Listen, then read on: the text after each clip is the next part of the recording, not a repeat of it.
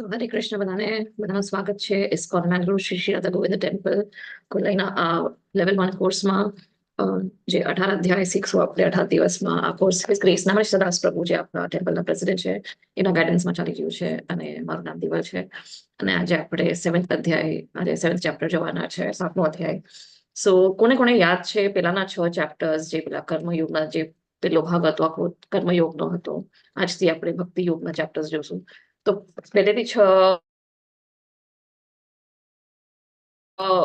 ચેપ્ટર્સના નામ કોઈને યાદ છે કોઈ પણ ચેપ્ટરના તમને નામ યાદ હોય તો અનમ્યુટ કરીને બોલી શકો છો યા ચેટ બોક્સમાં લખી શકો છો હરે કૃષ્ણ હરે કૃષ્ણ. યુદ્ધ ભૂમિમાં સૈન્યનું નિરીક્ષણ, પછી ગીતાનો સાર, કર્મયોગ, બીજો કૃષ્ણ ભાવનામૃત યોગ. હા એ 5મો અધ્યાય ચોથો અધ્યાયનું નામ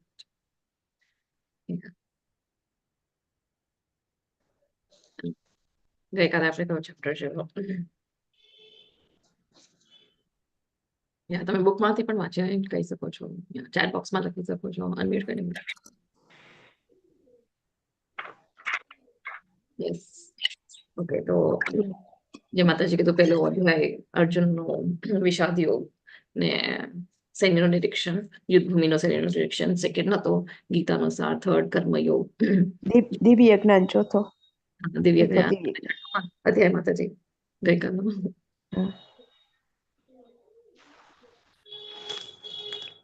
પછી કર્મ સંન્યાસ યોગ 5મો અને કાલમાં આપણે જોયું એ છે અષ્ટાંગ યોગ ધ્યાન યોગ જે અષ્ટાંગ યોગનો ચેપ્ટર ધ્યાન યોગ હરે કૃષ્ણ થેન્ક યુ જય શ્રી માતાજી હરિ બોલ તો આઈ હોપ બધા તમે ક્વિઝ આપી રહ્યા છો ને 6 અધ્યાયના તમે ક્વિઝ આપ્યા છે તો આજે આપણે જોશું જ્ઞાન વિજ્ઞાન યોગ 7મો અધ્યાય ભગવાનનું પરમેશ્વરનું જ્ઞાન just let me share my screen yes તો આજે પરમેશ્વરનું જ્ઞાન ને જ્ઞાન વિજ્ઞાન યોગ કહેવાય છે જ્યારે આપણે પરમેશ્વરનું જ્ઞાન લઈએ છીએ ને જ્ઞાન વિજ્ઞાન યોગ કહે છે તો અહીંયા જે આ ચિત્ર છે કોનું છે કોઈને યાદ છે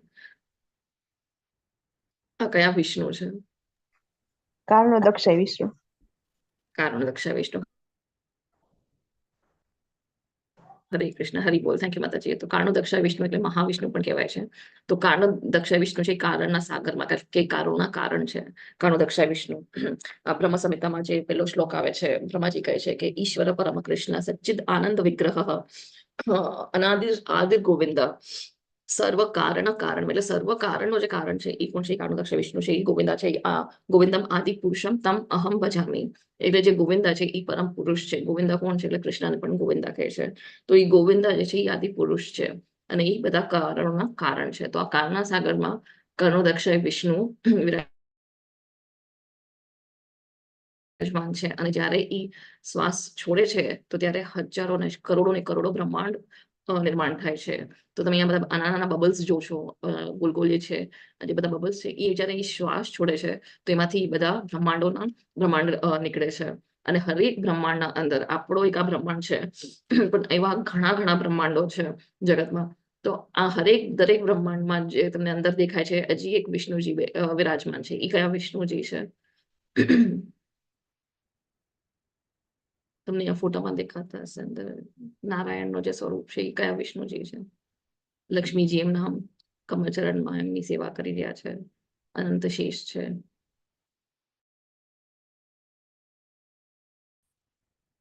મહાવિષ્ણુ પછી કારણ દક્ષા વિષ્ણુ પછી બીજા કયા વિષ્ણુ છે જેમના નાભીમાંથી બ્રહ્માજી જે કમળ ફૂલ ગર્ભોદક્ષ વિષ્ણુ અને ત્રીજા છે હા માતાજી ત્રીજા છે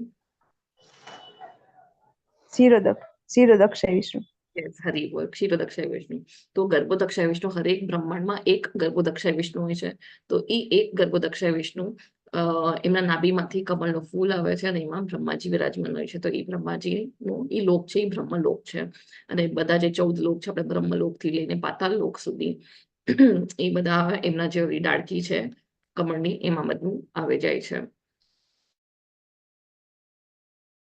અને દરેક પછી વ્યક્તિ દરેક જીવ જંતુ દરેક ચીજમાં કોણ વિશે તો જે માતાજી કીધું ત્રીજા છે ક્ષીરોદક્ષ વિષ્ણુ જેમ પરમાત્માની જેમ આપણે હૃદયમાં જે પરમાત્મા છે એ એકચ્યુઅલી ક્ષીરોદક્ષ વિષ્ણુ છે એ દરેક કણકણમાં છે, દરેકના અંદર હોય છે, એ પરમાત્મા છે. અને એ ક્ષીરોદક્ષા વિષ્ણુ ક્ષીરસાગરમાં બિરાજમાન હોય છે. આપણે ક્ષીરસાગર કહે છે તો એ જે ક્ષીરનો સાગર છે, જે મિલ્ક ઓશન છે, દૂધનો સાગર છે, એમાં ક્ષીરોદક્ષા વિષ્ણુ વિરાજમાન છે. તો હવે આપણે આગળ જોયા આ 7મા અધ્યાયની ઝાંખી. તો પેલાથી 3rd શ્લોકમાં શું આવે છે કે કૃષ્ણ વિષ્ણુ જ્ઞાનનો મહિમા, કૃષ્ણ વિશેના જ્ઞાનની મહિમા આવશે. પછી ભગવાન કૃષ્ણ શક્તિઓનું જ્ઞાન, તો એમના કેટલી શક્તિઓ છે, પરાશક્તિ છે, અપરાશક્તિ છે, અંતરંગ શક્તિ છે, બાહ્યરંગ શક્તિ છે, તટસ્થ શક્તિ છે. તો એ બધી શક્તિઓ શું છે, નિષ્કૃષ્ટ શક્તિ છે, ચડિયાતી શક્તિ છે, તે બધી શું છે, તો એ ભગવાન શ્રી કૃષ્ણની બધા જે શક્તિઓનો છે એનું જ્ઞાન મળશે 4થા થી 12મા શ્લોકમાં. પછી એ ભગવાન કૃષ્ણની શરણાગતિ, તો એ 13 થી 19 શ્લોકમાં કે આપણે કેમ ભગવાનના શરણે જવું જોઈએ. પછી દેવી દેવતાઓની પૂજા અને અવ્યક્તવાદ, અવ્યક્તવાદ એટલે જે માયાવાદી હોય છે, જે નિરાકારમાં માને છે, એ લોકોને લાગે છે કે ભગવાનનો કોઈ આકાર નથી, તો એનું આવશે 22, 25માં. અને પછી છે બ્રહ્મણાથી ભક્તિ સુધી, એટલે જે આપણે બ્રહ્માંડમાં રહી છે પણ પછી એમાંથી આપણે ભક્તિમાં કેવી રીતે ટ્રાન્સફર થઈ શકે, તો એ 26 થી 30મા શ્લોકમાં આવે છે. તો હવે જેને પણ શ્લોક પણ બોલવા હોય કે અનુવાદ હોય, પ્લીઝ હેન્ડ રેઝ કરી રાખજો, તો શું ઇઝીલી ફટાફટ આપણે અનમ્યુટ કરીને તમે બોલી શકો છો. યસ 7.1 કોઈના શ્લોક બોલવા છે? અહીંયા જે સંસ્કૃતમાં પણ આપેલા છે આ સ્લાઇડ્સમાં. અનમ્યુટ કરીને બોલી શકો છો, યા હેન્ડ રેઝ કરી રાખજો, યા તો હું પછી સ્ટાર્ટ કરું.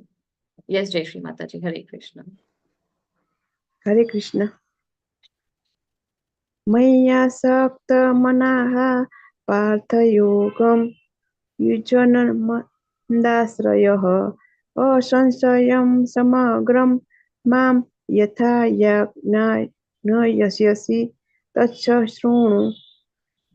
પૂર્ણ પુરુષોત્તમ પરમેશ્વર બોલ્યા, હે પૃથાપુત્ર, હવે સાંભળ કે તું કેવી રીતે મારી ભાવનાથી પૂર્ણ રહી અને મનને મારામાં અનુરક્ત કરીને યોગાભ્યાસ કરતો રહી મને સંપૂર્ણપણે સંદેહરહિત થઈ જાણી શકીશ. હરે કૃષ્ણ.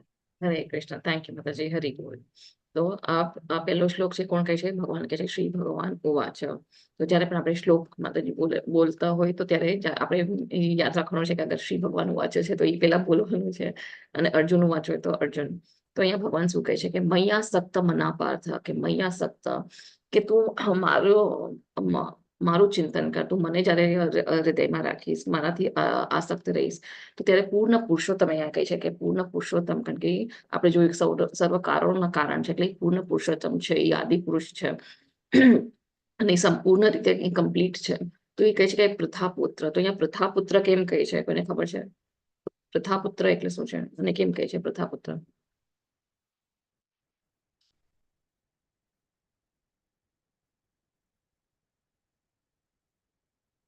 અનમ્યુટ કરીને બોલી શકો છો યા ચેટ બોક્સમાં કે પ્રથા કોણ છે, પ્રથાપુત્ર કેમ કહે છે?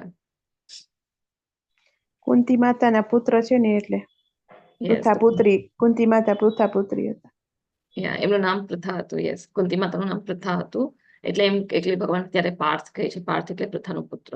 અને પ્રથા કેમ કુંતી મહારાણીનું નામ ઘડે રહેશે? કારણ કે એમને એમની જે ભક્તો હોય છે એમને ગ્લોરીફાય કરવાનું ગમે છે, એમના ભક્તોની મહિમા ગાવાનું બહુ ગમે છે. તો એટલે એ પ્રથાપુત્ર, કારણ કે કુંતી માતા પણ બહુ મોટા એમના ભક્ત હતા. જે આપણે ભાગવતમાં તમે કુંતી મહારાણીની પ્રેયર જોશો, એમાં કુંતી મહારાણી એકદમ સરખી રીતે એમનું સ્તુતિ કરે છે કે તમે જ્યારે પણ મને જન્મ આપવું હોય કે આવા ભૌતિક જગતમાં નાખવું હોય તો મને દુઃખ જ આપજો તમે, તો અમને દુઃખ એવું આપશો, તમે દુઃખ આપશો તો તમે અમારી સાથે રહેશો અને અમે તમને યાદ કરી શકશો. તો એવી સ્તુતિ કરે છે. તો હવે અહીંયા કહે છે કે ભગવાન પાછું કહે છે અર્જુનને કે તત્શૃણુ. તત્શૃણુ એટલે શૃણુ એટલે સાંભળ, તું હવે મને સાંભળ. તો સૌથી પહેલો ઇમ્પોર્ટન્ટ ભક્તિમાં સ્ટેપ છે એ છે સાંભળવાનું, એકદમ શરણાગતથી સાંભળવાનું, સરેન્ડરથી સાંભળવાનું. તો સૌથી ફર્સ્ટ સ્ટેજ એટલે બહુ ઇમ્પોર્ટન્ટ છે સાંભળવાનું. તો અહીંયા એટલે ભગવાન અર્જુનને પણ કહે છે તત્શૃણુ, કે હવે સાંભળ કે તું કેવી રીતે મારી ભાવનામાં પૂર્ણ રહીને, એકદમ મારામાં જ પૂર્ણ રહીને અને મનમાં મારામાં મને અનુરક્ત એટલે એકદમ અટેચ થઈને તું યોગ અભ્યાસ કર. એટલે યોગ અભ્યાસ એટલે આપણે બધા જે યોગ જોયા છે, ધ્યાન યોગ છે, કર્મ યોગ છે, જ્ઞાન યોગ છે, ભક્તિ યોગ, હજી પણ તમે યોગ કરો છો તો એ બધું ભગવાનનું ચિંતન કરીને એકદમ અટેચ થઈને જ્યારે આપણે અભ્યાસ કરીએ છીએ, પ્રેક્ટિસ કરીએ છીએ, બધી ભક્તિ કરે છે, આપણે તો ચેન્ટિંગ કરવાનું છે, માળાનો જાપ કરવાનો છે, સંકીર્તન છે, મંગલ આરતી કરે, જે પણ આપણે બધું જે કરે છે, અભ્યાસ કરે છે, તો એ સંપૂર્ણ રીતે ભગવાનની ભાવનાથી આપણે કરવાનું છે. તો ત્યારે ભગવાનને આપણે જાણી શકશું. આ બધું આપણે કર્યા વગર ભગવાનને જાણવાના નથી. ખાલી આપણે સાંભળી લઈએ અને પછી આપણે ભગવાનને કમ્પ્લીટલી નહીં જાણી શકીએ, તો એ આગળ ભગવાન આપણને કહેશે કેવી રીતે આપણે સંપૂર્ણ રીતે ભગવાનને જાણી શકશું. તો અહીંયા કે છે ફૂલ કોન્શિયસ, પૂર્ણ રીતે ભાવનામાં આપણે જયારે ભગવાન સાથે અટેચ રહીશું, તો ત્યારે આપણે એમને જાણી શકશું કોઈ સંદેહ વગર, કોઈ ડાઉટ વગર. અત્યારના આપણને ઘણા બધા ડાઉટ્સ હતા, કારણ કે અત્યારના આપણી પાસે કમ્પ્લીટ નોલેજ નથી. આપણી પાસે અત્યારના આપણી લિમિટેડ નોલેજ છે, કારણ કે આપણે લિમિટેડ સેન્સીસ છે. તો આપણે ફૂલી ભગવાનને તો જાણી જ નહીં શકીએ. ઘણા એવા જન્મો લેવા પડશે, ત્યારે પણ આપણે પૂર્ણ રીતે આપણે શરણાગત આવશું, તો આપણને ભગવાનને જાણી શકશું અને કોઈ આપણને ત્યારે ડાઉટ નહીં રહે, સંશય નહીં રહે. જેવું આપણને ડાઉટ આવશે કે ભગવદ્ ગીતા કોણે લખી છે, કોણ જાણે છે, કઈ સાચું છે કે નહીં, અગર ડાઉટ આવશે તો આપણને શ્રદ્ધા નહીં આવે, આપણને ભગવાન સાથે આસક્તિ નહીં થાય, ભગવાન સાથે અટેચમેન્ટ જ નહીં થાય અને ભગવાનને આપણે જાણી નહીં શકીએ. હવે 7.2. યસ, બીજા કોઈને બોલવો છે શ્લોક? હરે કૃષ્ણ. યસ, નંદ માતાજી, નીતા માતાજી, હરે કૃષ્ણ. હરે કૃષ્ણ. જ્ઞાનમ તોહમ સવિજ્ઞામિદમ વક્ષ્યામ પશ્યેસતઃ યજ્ઞાત્વામ નેહ ભૂયો અન્ય જાતવ્યમવશિષ્યતે. અનુવાદ લઈ લેજો માતાજી. હવે હું તને પૂર્ણરૂપે ઇન્દ્રગમ્ય તથા દિવ્ય એમ બંને જ્ઞાન વિશે કહીશ. આ જાણ્યા પછી તારે જાણવા યોગ્ય કશું જ બાકી રહેશે નહીં. હરે કૃષ્ણ. હરે કૃષ્ણ. થેન્ક યુ માતાજી. હરિ બોલ. તો અહીંયા કહે છે કે હવે એ કહે છે કે હું તને હવે બધું બેઉ જ્ઞાન આપીશ. ભૌતિક જગતનું પણ જ્ઞાન આપશે ને આધ્યાત્મિક જગતનું એટલે દિવ્ય જ્ઞાન પણ આપશે. અને જે ઇન્દ્રિયો ગમતું જ્ઞાન છે એ બેઉ ચીજ બધું જ્ઞાન આપશે. તો એમાં પછી અર્જુનને બીજું કઈ રહેશે નહીં જાણવા માટે. તો અહીંયા ભગવાન એ કહે છે. તો ઇન્દ્રિય જ્ઞાન એટલે તો ખબર છે ભૌતિક જગતનું જ્ઞાન જે છે. અને દિવ્ય જ્ઞાન શું છે? તો દિવ્ય જ્ઞાન એટલે સંપૂર્ણ જ્ઞાન, કે ભગવાનની જ્ઞાન છે, ભગવાન ક્યાંથી આવે છે, શું સોર્સ છે, આ બધા કોણ છે, કારણોના કારણ શું છે, તો એ બધું આ દિવ્ય જ્ઞાન કહેવાય છે. આપણે ક્યાંથી આવ્યા છે, શું આ પ્રકૃતિ છે, આ ભૌતિક જગત કેવી રીતે બની છે, આપણે કેવી રીતે આ પ્રકૃતિમાં આવ્યા છે, એ બધું વિજ્ઞાન કહેવાય છે, એ બધું દિવ્ય જ્ઞાન કહેવાય છે. તો અહીંયા ભગવાન કહે છે કે તને બંનેનું હું તને જ્ઞાન આપીશ. ઓકે, થેન્ક યુ પ્રભુજી. Yes, okay. તો હવે અહીંયા ભગવાન કહે છે કે હું તને બધું જ્ઞાન આપીશ. તો હવે એક ક્વેશ્ચન આવે છે અહીંયા કે શા માટે ઘણા લોકો કૃષ્ણ ભાવનામૃત ધારણ કરી શકતા નથી? કે કેમ બધા જ કૃષ્ણ ભાવનામૃતમાં નથી આવી શકતા, કે કૃષ્ણ કોન્શિયસમાં આવી શકતા? શું કારણ હશે?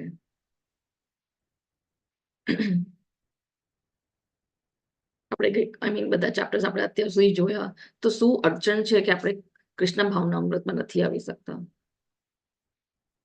ચેટ બોક્સમાં લખી શકો છો, અનમ્યુટ કરીને આન્સર આપી શકો છો.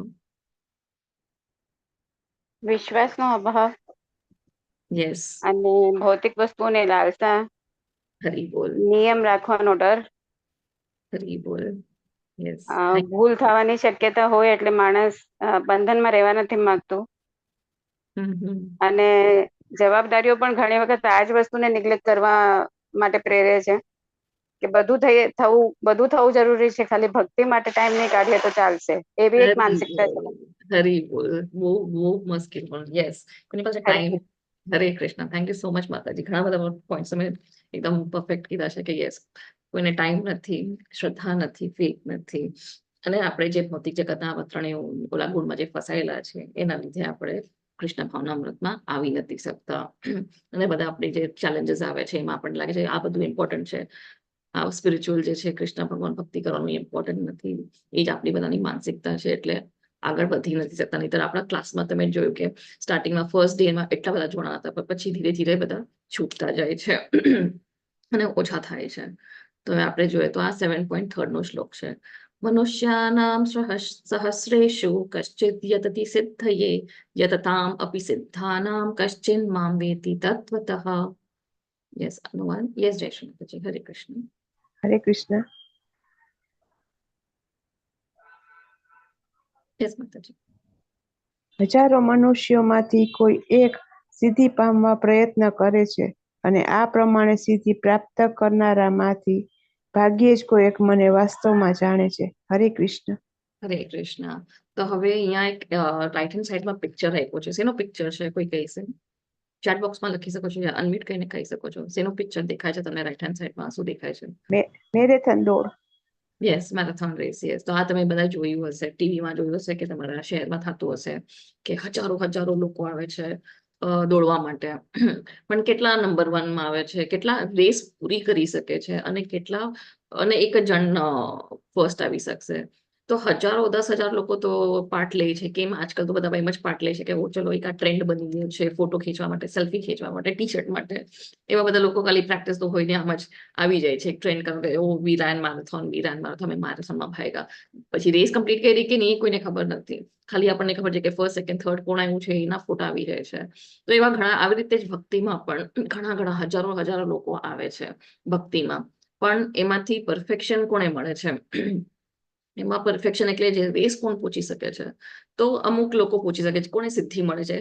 જેમાં અમુક લોકોને સિદ્ધિ મળે છે. સિદ્ધિ એટલે એમને કઈ ભગવાનના દર્શન થઈ ગયા. સિદ્ધિ એટલે હવે આપણને ખબર છે કોઈ એવા લોકો હોય છે જે કંઈક કામ જાદુથી આ કરી નાખે છે, કોઈનું મન વાંચી લે છે.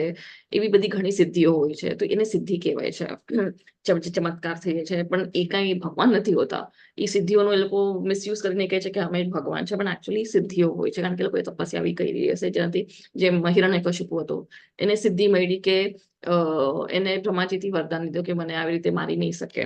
એ આપણે આગળ સ્ટોરીમાં જોશું. તો એવી ઘણી બધી સિદ્ધિઓ જ્યારે તપસ્યા કરે છે તેવી સિદ્ધિ મળે છે. પણ એમાંથી ભગવાનને કોણ જાણી શકે છે? તો અહીંયા ભગવાન પોતે કહે છે કે જે બધા પ્રયત્ન કરે છે એમાંથી સિદ્ધિ તો પ્રાપ્ત કરે છે પણ એમાંથી ભાગ્ય કોઈ એક એવો વાસ્તવમાં માણસ છે જે મને જાણી શકે છે. એટલે જે રેસમાં ખાલી એક જ વ્યક્તિ આવી શકે એવી રીતે એકદમ રેર છે કે જે ભગવાનને જાણી શકે છે. કારણ કે ભગવાનને પણ પૂર્ણ રીતે જાણવાનું બહુ રેર છે. એટલે કોઈ જાણી જ નથી શકતું કારણ કે એવી પ્રેક્ટિસ હોવી જોઈએ. એટલી આપણી શ્રદ્ધા ને ભાવ ને પ્રેમ હશે તો જ આપણે ભગવાનને જાણી શકશું.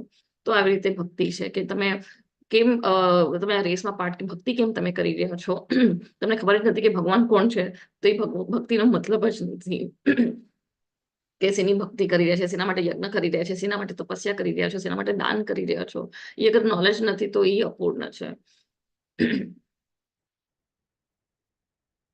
પછી હવે આપણું જે શરીર છે એ 8 તત્વોથી બનેલું છે. તો કોઈને યાદ છે શું છે? 5 ભૂતનું શરીર છે અને 3 સૂક્ષ્મ શરીર છે. તો 8 તત્વોથી બનેલું છે. આપણા જે 5 તત્વના શરીરનું શું છે કે કેનાથી બનેલું છે? ચેટ બોક્સમાં લખી શકો છો, અનમ્યુટ કરીને બોલી શકો છો. હરે કૃષ્ણ.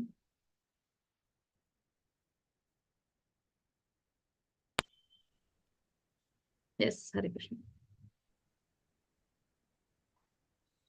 પૃથ્વી, જળ, આકાશ, વાયુ, અગ્નિ, મન, બુદ્ધિ અને અહંકાર. હરી બોલ. થેન્ક યુ માતાજી. યસ, આનંદ પ્રભુજી પણ લખ્યું છે અગ્નિ, જલ, વાયુ, પૃથ્વી અને આકાશ. યસ, તો આ 5 ભૂતનું આપણું ભૌતિક શરીર છે. આપણે જોયા આગળ શ્લોકમાં ભૂમિરાપો નલો વાયુ ખમ મનો બુદ્ધિરેવ ચ અહંકાર ઇતિ યમે ભિન્ના પ્રકૃતિરષ્ટધા. હરે કૃષ્ણ. અનુવાદ લેજો પ્લીઝ. યસ, નીતા માતાજી.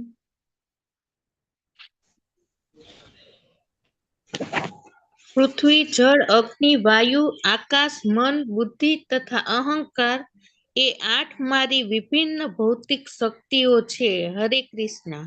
હરે કૃષ્ણ. થેન્ક યુ માતાજી. તો અહીંયા જેમ જય માતાજી પણ કીધું હતું કે વાયુ, આકાશ, અગ્નિ આ બધું 5 ભૂતોનું શરીર છે અને પછી જે મન, બુદ્ધિ, અહંકાર છે તો એ પણ સૂક્ષ્મ શરીર કહેવાય છે. એ પણ આ 8 વસ્તુથી આપણી શરીર બને છે. તો અહીંયા ભગવાન શું કહે છે કે એ આ બધી ભૌતિક શક્તિઓ છે, ભગવાનની જ એનર્જી છે અને ભૌતિક છે, ભૌતિક શક્તિઓ છે. તો અહીંયા આપણા ફોટામાં દેખાય છે કે આપણું શરીર શેનાથી બનેલું છે. ઇમેજ હતો નથી. ઓકે, યા. અને આપણું જે મન, બુદ્ધિ, અહંકાર છે એ સૂક્ષ્મ શરીર છે. એ જયારે આપણી આ ભૌતિક જે છે શરીર જે 5 તત્વોથી બનેલું છે એ જ્યારે છૂટી જશે, પણ આ જે મન બુદ્ધિ અહંકાર એ આપણી આત્મા સાથે જશે. જ્યાં સુધી જેવા આપણા વિચાર હશે, જેવા આપણા કર્મ હશે, એવું જ આપણું જે મન બુદ્ધિ હશે એવી જ આપણને પછી નેક્સ્ટ બોડી મળવાની છે. તો એટલે જ કર્મ સારા કરશું, જેટલું આપણે ભક્તિ કરશું તો એટલી આપણી એ બોડી નીચે ના મળે, એટલે પશુની યોની ના મળે એ આપણે પ્રયત્ન હોવું જોઈએ કે આપણે ભક્તિ કરે છે તો આપણે એવી સારી યોનિઓમાં આવે, સારા એવા ગુણોમાં આવે, કે ના કે આપણે રજોગુણ કે તમો ગુણમાં પાછા પડી જાય. તો અહીંયા છે 7.5 अपरेयं तस्त्वन्यां प्रकृतिं विद्धि मे परां जीवभूतां महाबाहो ययेदं धार्यते जगत्. हरे कृष्ण. यस नीता माताजी. વળી હે મહાબાહુ અર્જુન, આ નિકૃષ્ટ શક્તિ ઉપરાંત મારી એક કન્યા ચડિયાતી પર શક્તિ પણ છે કે જે જીવોની બનેલી છે અને જે ભૌતિક પ્રકૃતિ સાથે સંઘર્ષ કર્યા કરે છે અને તેના સંસાધનોનો ઉપભોગ કરે છે. હરે કૃષ્ણ. હરે કૃષ્ણ. થેન્ક યુ માતાજી. તો અહીંયા એટલો ઇમ્પોર્ટન્ટ શ્લોક છે. અહીંયા કહે છે કે અપરિયમ ઇતસ્ત્વન્યમ, કે આ જે ભૌતિક જે ઓલી આપણે એનર્જીઝ જોઈતી એ નિષ્કૃષ્ટ શક્તિ છે, પણ એનાથી પણ ચડિયાતી શક્તિ શું છે? તો એ ચડિયાતી શક્તિ છે આ બધા જીવ એટલે આપણે બધી આત્મા, બધામાં આત્મા છે, પશુ પક્ષીમાં આત્મા છે, ઝાડમાં બધામાં આત્મા છે. તો જે આત્મા છે એ ચડિયાતી શક્તિ છે, અને એ આ જે ભૌતિક પ્રકૃતિ છે, જે નિષ્કૃષ્ટ શક્તિ છે ભૌતિક પ્રકૃતિની, એ એમાં સંઘર્ષ કરે છે અને એનું એ એક્સપ્લોઇટ કરી રહ્યું છે. ત્યાં એમાં એ ઉપભોગ કરી રહ્યું છે. તો આપણે આ જોઈએ છે કે બધા સ્ટેજમાં બધામાં આત્મા છે, અને બધા જે આપણી ભૌતિક જગતનું છે એ યુટિલાઇઝ કરી રહ્યું છે. માણસો શું કરી રહ્યા છે, બધું આપણું આ જે નેચરલ રિસોર્સિસ છે એનો યુઝ કરીને એક એડવાન્સમેન્ટ કરી રહ્યા છે, મટીરિયલ એડવાન્સમેન્ટ કરી રહ્યા છે, એટલે એક્સપ્લોઇટ કરે છે મટીરિયલ નેચરને. હવે સોરી, એક્સક્યુઝ મી, હરે કૃષ્ણ, એક સેકન્ડ.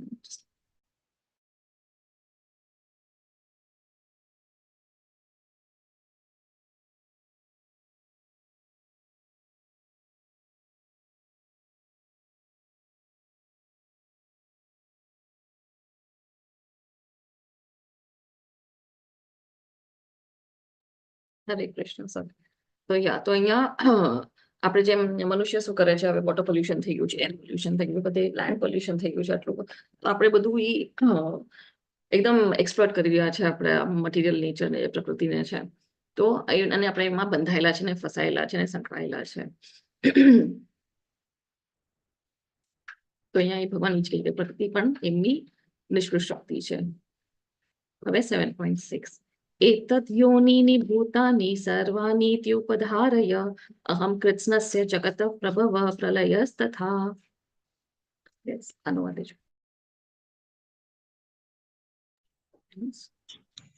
हरे कृष्ण. या उषा माताजी તમે બોલો છો. ભૂત માત્ર આ બે પ્રકૃતિઓમાંથી ઉત્પન્ન થયા છે, અને તું જાણે આખા જગતનું મૂળ અને અંત હું જ છું. યસ, આગળ જમો. માતાજી બીજો શ્લોક છે, 7.6 નથી. હા, 7.6 બોલવાનું છું. ઓકે, નીતા માતાજી તમે બોલી લો. હરે કૃષ્ણ. સર્વ સર્જાયેલા જીવોનો ઉદ્ભવ આ બંને શક્તિઓમાં રહેલો છે. આ જગતમાં જે કંઈ ભૌતિક અને આધ્યાત્મિક છે તે સર્વની ઉત્પત્તિ તથા વિનાશ સ્વરૂપ મને જ જાણ. હરે હરે કૃષ્ણ. તો હવે અહીંયા ભગવાન કહે છે કે આ બધી જે સર્જાયેલા જીવ છે અને આ બધું છે એ બધું ભગવાનની જ શક્તિઓ છે. બધા જ આ બેવ છે ભૌતિક બધી ઇન્ફિરિયર શક્તિ હતી, જેમની નિષ્કૃષ્ટ શક્તિ છે, અને જેમ ચડિયાતી શક્તિ છે, જેમાં બધા જીવો આવે છે, પ્રકૃતિ આવે છે, બધું જ આવે છે, એ બંને શક્તિઓ ભગવાનની જ છે. બધા ભગવાનના જ એમના સ્તોત્ર છે, એમના સોર્સ છે. અને જે પણ આ છે જગતમાં ભૌતિક જે આધ્યાત્મિક, એ બધું જ ભગવાન માંથી જ આવે છે, એમાંથી જ ઉત્પન્ન થાય છે, અને વિનાશ રૂપનો પણ કારણ અહીંયા ભગવાન જ છે. એમ અર્જુને કહે છે કે તું જાણી લે. એટલે બધા કહે છે કે આપણને તો ખબર છે કે 3 દેવતા છે, બ્રહ્મા, વિષ્ણુ, મહેશ. તો બ્રહ્માજી શું છે, એ બધું સૃષ્ટિનું સર્જન કરે છે. વિષ્ણુજી એનું પાલન કરે છે આખી સૃષ્ટિનો સંસારનો, અને મહેશ એટલે શિવજી શું છે, એ બધું ડિસ્ટ્રોય કરી નાખે છે, એનું બધું વિનાશ કરી નાખે છે. પણ એકચ્યુઅલી શું છે, તો એકચ્યુઅલી જોવા જાય તો બ્રહ્માજી છે એ રજોગુણના અધિષ્ઠાતા છે. એ બધું રજોગુણમાં જે આવે છે એ એમના સંચાલન કરે છે. પછી વિષ્ણુજી છે એ સત્વગુણનું સંચાલન કરે છે, અને શિવજી છે એ તમોગુણના અધિષ્ઠાતા છે. પણ એકચ્યુઅલી બધું સોર્સ ક્યાંથી આવે છે, બ્રહ્મા, વિષ્ણુ, મહેશ, એ બધું આવે છે શ્રી કૃષ્ણ ભગવાનમાંથી. અને એ 7.6 ભગવાન અહીંયા કહી રહ્યા છે કે બધું જે છે એ બધું મારામાંથી આવે છે. હું જ ઓરિજિન છું, એટલે હું જ સોર્સ છું, અને હું જ વિનાશરૂપ છું. એ તું જાણી લે. જેમ આપણે જોયું મહાવિષ્ણુ જે છે, જે કારણોદક્ષય વિષ્ણુ છે, એ જયારે શ્વાસ લે છે તો હજારો હજારો કરોડો ને કરોડો બ્રહ્માંડ ઉત્પન્ન થાય છે. અને જેવા એ શ્વાસ લે છે તો બધું બધું મહાપ્રલય આવે છે, અને બધું વિનાશ થઈ જાય છે, અને બધું એમનામાં સમાઈ જાય છે. તો એ જ મેઇન કારણ છે, ને એ જ મેઇન સોર્સ એટલે કહે છે ને કારણોના કારણ છે, એ છે શ્રી કૃષ્ણ ભગવાન. પછી હવે 7.7 જોઈએ શું કહે છે, તો એ કહે છે મત પરંતરન નાન્યાત કિંચિદસ્તિ ધનંજય મયી સર્વમિદં પ્રોતમ સૂત્રે મણિગણા ઇવ. યસ, હરે કૃષ્ણ. યસ નીતા માતાજી, હરે કૃષ્ણ. અનુવાદ. હે ધનંજય, મારાથી શ્રેષ્ઠ એવું કોઈ તત્વ નથી. જેવી રીતે મોતી દોરામાં ગૂંથાયેલા રહે છે, તેવી રીતે સર્વ કાંઈ મારા આધારે રહેલું છે. હરે કૃષ્ણ. હરે કૃષ્ણ. તો હવે બધું કેવી રીતે આધારિત છે, તો જેમ તમે મોતીની માળા જોઈ હશે, મોતીની માળા કેવી મસ્ત પીરોવાયેલી હોય છે, એમાં તમને એનો જે ધાગો છે એ ના દેખાય. તો એવી રીતે જ આ બધું જગતમાં જે બધા ગ્રહો છે, 14 ગ્રહો જે છે, જે આપણને તો 9 ગ્રહ ખબર છે જે આપણને દેખાય છે, તો એ કેવી રીતે પીરોવાયેલી છે, તો એ કોના ઉપર આધારિત છે, તો એ ભગવાનની એનર્જી છે, ભગવાનની શક્તિઓમાં આધારિત છે. અગર ભગવાન એક ફૂંક મારશે તો બધું આમથી આમ વેરવિખેર થઈ જશે. પણ એ ભગવાનની એનર્જી છે જ્યાંથી બધું વ્યવસ્થિત થઈ રહ્યું છે. સૂર્ય ઉગે છે એના ટાઈમ પર, સૂર્યાસ્ત થાય છે એના ટાઈમ પર, ચંદ્રમા આવે છે એમના ટાઈમ પર. તો એ બધું વ્યવસ્થિત કેવી રીતે થાય છે, તો એ ભગવાનની એનર્જીના લીધે થાય છે. તો અહીંયા એ પૂછે, અને ભગવાન કહે છે કે આનાથી બીજું કોઈ સત્ય નથી, કે એ જ સત્ય છે જે આપણે અહીંયા જોયું કે ભગવાન જ એમના ઓરિજિન છે. તો આપણને શું ખબર છે કે બ્રહ્મા, વિષ્ણુ, મહેશ આ 3 છે, પણ એ એકચ્યુઅલી ભગવાન કૃષ્ણથી આ બધું આવેલું છે. જેમ તમે જોયું ગર્ભોદક્ષ વિષ્ણુના નાભીથી બ્રહ્માજીનું ઉત્પન્ન થાય છે, અને ભાગવતમાં પણ આપેલું છે, અને બીજા શાસ્ત્રોમાં પણ આપેલું છે કે શિવજી પણ બ્રહ્માજી ના મસ્તકમાંથી આવે છે, શિવજી ઉત્પન્ન થાય છે.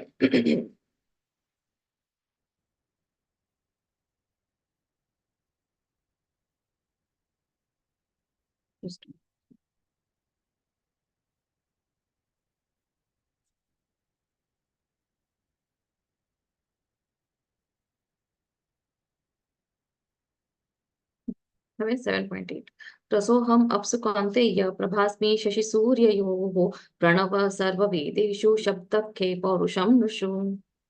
યસ જય શ્રી માતાજી, હરે કૃષ્ણ. હરે કૃષ્ણ. હરે કૃષ્ણ. હે કુંતી પુત્ર અર્જુન, હું પાણીમાં સ્વાદ છું, સૂર્ય તથા ચંદ્રનો પ્રકાશ છું, વૈદિક મંત્રોમાં ઓમકાર છું, હું આકાશમાં શબ્દ તથા મનુષ્યોમાં સામર્થ્ય છું. હરે કૃષ્ણ. હરે કૃષ્ણ. તો હવે અહીંયા ભગવાન કહે છે કે કુંતી પુત્ર શું કહે છે કે હું પાણીમાં સ્વાદ છું, અને કહે છે કે સૂર્યનો અને ચંદ્રનો હું પ્રકાશ છું, અને વૈદિક મંત્રમાં ઓમ છે, અને આકાશમાં જે શબ્દ છે એ ભગવાન જ છે, અને માણસોમાં જે સામર્થ્ય છે એ પણ ભગવાન છે. તો હવે અહીંયા પાણીમાં સ્વાદ આપણે હવે આપણે કેવી રીતે કૃષ્ણ ભગવાનને ઓળખી શકીએ, કે જાણી શકીએ, હરેક ચીજમાં કેવી રીતે આપણે કૃષ્ણ ભગવાનને યાદ કરી શકીએ. તો અહીંયા આ બધા શ્લોક આપ્યા છે કે ભગવાન કહે છે કે તમે જયારે પણ પાણી પીઓ છો તો જે તમને સ્વાદ આવે છે એ કૃષ્ણ ભગવાન છે. હવે આપણે જયારે એકદમ તૃષ્ણા થાય છે, તરસ લાગે છે, આપણી સામે એકદમ મોટો સમંદર છે, પણ શું આપણે એ પાણી પી શકવાના છે? નહીં, કારણ કે એ ખારું પાણી હોય છે. પણ જયારે આપણને આવું ફ્રેશ વોટર મળે છે ને ત્યારે આપણને કેવું હાઈશ લાગે છે કે હા, તૃપ્તિ થાય છે, આપણે કે છે થેન્ક્સ, ભગવાનને આપણે યાદ કરે છે. તો એ એકચ્યુઅલી એ જે એનર્જી છે, ટેસ્ટ છે, એ ભગવાન છે. પછી જયારે સૂર્યનો જે પ્રકાશ ને ચંદ્રનો પ્રકાશ એ ક્યાંથી આવે છે? તો એ પ્રકાશ છે એ જે ભગવાનની બ્રહ્મ જ્યોતિર છે, જે આપણે જોયું ભગવાન પેલા એક લાઇટ છે, પછી આપણે પરમાત્માનો અનુભવ થાય છે અને પછી ભગવાનનો અનુભવ. તો એ જે બ્રહ્મ જ્યોતિર છે એનાથી આ સૂર્ય અને ચંદ્ર પ્રકાશિત થાય છે. અને આગળ આપણે જયારે આગળના ચેપ્ટર્સ જોઈશું એમાં ભગવાન પોતે કહે છે કે સૂર્ય અને ચંદ્ર મારી આંખો છે. પછી કહે છે કે ઓમ. હવે એ જે માયાવાદી લોકો હોય જેને ભગવાનના આકારમાં નથી માનતા, એમને લાગે છે કે ભગવાનનો કોઈ આકાર નથી, નિરાકાર છે. તો એ લોકો વૈદિક મંત્ર જયારે બોલે છે તો ઓમ નું પેલા કોઈ પણ વૈદિક મંત્ર તમે લઈ લો શાસ્ત્રમાંથી, ઓમ પેલા આવે છે. કેમ ઓમ આવે છે? તો એ ઓમ કોણ છે? તો અહીંયા ભગવાન કહે છે એ ઓમ હું જ છું. જેને આકારમાં નથી માનવો તો એ આવા નિરાકારમાં માને છે, એ ઓમને માને છે. પણ ઓમ શું છે? એ ભગવાન શ્રી કૃષ્ણ જ છે. અને આ પછી કહે છે કે હું આકાશમાં હું શબ્દ છું. તો આકાશમાં શબ્દ એટલે હવે આપણે લાઈવ એકબીજાને જોઈ શકીએ છીએ, સાંભળી શકીએ છીએ. જ્યારે રેડિયો ફ્રીક્વન્સીઝ હોય છે, ટીવી હોય છે, સેટેલાઇટ હોય છે, ઇન્ટરનેટ હોય છે, તો આ બધી એનર્જી શું છે? આકાશમાં જે ધ્વનિ છે આ કેવી રીતે આવી શકે છે? તો એ પણ એનર્જી ભગવાનની જ છે. ભગવાન કહે છે હું જ એ શબ્દ છું. અને સમાન જે સામર્થ્ય છે, આપણે કહે છે કે હું કરું છું, મારા લીધે આ કામ થયું છે, મારા લીધે, પણ આપણા લીધે નથી. આ ભગવાનની એનર્જી છે જે ભગવાને આપણને આપી છે. શરીર ભગવાને આપ્યું છે, બધું આપણને ભગવાને જ આપ્યું છે, આપણું કાંઈ જ નથી. તો જે એબિલિટી છે આપણામાં, જે સામર્થ્ય છે એ પણ ભગવાનની જ શક્તિ છે, એ ભગવાન જ છે.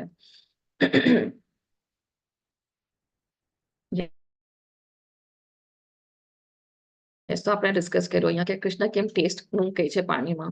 તો હવે હજી એક છે કે અત્યારના હવે બધા આયુર્વેદમાં અને બધી જે ન્યુટ્રિશનિસ્ટ ને બધા આવે છે, હવે બધા કહે છે જે આયુર્વેદિકનું બધું વાંચન કરીને ડોક્ટર્સ હોય છે, તો એ લોકો શું કહે છે કે જ્યારે તમે પાણી પીઓ છો તો તમે પાણી સાથે વાતો કરો. કારણ કે વોટર હેઝ મેમરી, એમ કહે છે કે પાણીને પણ યાદશક્તિ છે. તો પાણીને કેવી રીતે યાદશક્તિ છે? કારણ કે પાણી ભગવાન જ છે. તો આપણે જ્યારે પાણી પીએ છીએ તો આપણે પાણીને આપણે થેન્ક યુ કહે છે કે મારું હેલ્થ, એટલે મને હેલ્ધી રાખો ને મને સ્વસ્થ રાખો. એવી રીતે આપણે જ્યારે થેન્ક યુ કરીને પાણી પીએ છીએ તો એ પાણીને યાદ હોય છે ને એવી જ આપણી પ્રવૃત્તિ થાય છે. ઘણા તમે જોયા હશે આવા ઉલ્લેખ આવતા હોય છે. અને તો એ કેમ છે? કારણ કે આપણા શાસ્ત્રોમાં આપેલું છે કે પાણી, અહીંયા ભગવાન પોતે કહે છે કે હું પાણીમાં સ્વાદ છું. અને પેલાના જમાનામાં જ્યારે લોકો જમવા બેસતા હતા, લાઈક આખા ફેમિલી સાથે બેસતા હતા, તો જમવાના ટેબલમાં ક્યારેક હસી મજાક થાય, ક્યારેક કોઈ એકબીજાની વાતો થાય, પોલિટિક્સની વાતો થાય, દુનિયાદારીની વાતો થાય, કોઈ એકબીજાની કંઈક ગોસિપિંગ થાય. તો ત્યારે પછી એ લોકો જ્યારે પાણી પીવા જતા હતા તો એ લોકોની જ્યારે વાતો ખતમ થઈ જાય તો એ પાણી એ લોકો પીતા નથી. એ લોકો શું કરે છે? એ પાણીને ઢોળી દે છે અને બીજું ફ્રેશ પાણી લઈને પીએ છે. કેમ? કારણ કે એમને ખબર છે જે પણ બધી વાતો ગઈ છે, જે પણ એનર્જીઝ ગઈ છે, એ પાણીમાં ગઈ છે. એટલે કહે છે જ્યારે તમે પાણી પીઓ તો એકદમ તમારું પોઝિટિવ માઇન્ડથી પીઓ ને પોઝિટિવ વર્ડ્સથી તમે ભગવાનને ધન્યવાદ કહીને તમે એ પીઓ તો એ તમારી આખું સ્વસ્થ હેલ્ધી રહેશો તમે. એટલે હવે બધા લોકો કહે છે કે વોટર હેઝ મેમરી, પણ આ તો આપણા શાસ્ત્રમાં ઓલરેડી ભગવાને કીધેલું છે. હવે અહીંયા ભગવાન, આપણે ભગવાનને કેવી રીતે જાણી શકે છે? તો ભગવાન શું કહે છે કે હું પાણીમાં સ્વાદ છું, ચંદ્ર સૂર્યનો હું પ્રકાશ છું. અહીંયા ઇથર એટલે આકાશમાં હું અવાજ છું, સ્પેસ, ઇથર એટલે સ્પેસ. પછી મનુષ્યમાં હું સામર્થ્ય છું, પૃથ્વીમાં હું સુગંધ છું. તો પૃથ્વીમાં સુગંધ તમને ખબર છે જ્યારે વરસાદ પડે છે તો ત્યારે કેવી એકદમ ફર્સ્ટ ટાઈમ વરસાદ પડે છે એની સુગંધ આવે છે. તો પૃથ્વીની જે સુગંધ છે એ અહીંયા ભગવાન કહે છે હું છું. હરે કૃષ્ણ. પછી કે અગ્નિમાં હું ગરમી છું. જ્યારે આપણને એકદમ ઠંડી લાગતી હોય છે, જેવા બરફના રિજનમાં હોય કે એકદમ ઠંડી, હવે ઠંડનો સિઝન છે તો ઘણા અંદર બોમ્બેમાં તો નહીં પણ બધા અલગ અલગ શહેરમાં એટલી ઠંડી લાગે છે કે લોકો પછી આવી રીતે અગ્નિ બાળે છે. કેમ? કારણ કે ગરમી માટે. તો ગરમી શું છે અગ્નિની? એ ભગવાન જ છે. પછી જે બધા જીવોનું જીવન ક્યાં થયું છે? ભગવાનમાંથી. ભગવાન પોતે કહે છે અહમ બીજ પ્રતપ પિતા. તો એ ભગવાન જે જીવન છે એ પણ ભગવાન જ છે. બધા તપસ્વીનો તપશ્ચાર્ય, જે તપસ્યા આપણે કરે છે, આજે એકાદશી છે, ઘણા લોકોએ આજે એકાદશીનો વ્રત રાખ્યો હશે, મે બી નિર્જલ હોઈ શકે છે, મે બી તમે ફલહાર કરતા હો યા દૂધ લેતા હો યા એક ટાઈમ તમે એકાદશીનો પ્રસાદ ગ્રહણ કરતા, તો એ એક તપશ્ચાર્ય છે. પછી આપણે માળા જાપ કરે છે, એ તપસ્યા છે. તમે અત્યારના ભગવદ ગીતા સાંભળી રહ્યા છો, એ તપસ્યા છે. તો એ બધા તપસ્યાનો તપશ્ચાર્ય શું છે? એ પણ ભગવાન જ છે. પછી બધું જે અસ્તિત્વમાં છે એનું મૂળ બીજ, હમ બીજ પ્રતપ પિતા, કે હું બધાનો બીજ દેનાર પિતા છું. મૂળ બીજ જ આપણે, મૂળ ક્યાંથી આવે છે? કારણ જ ભગવાન છે. બુદ્ધિશાળીનું બુદ્ધિ હું છું.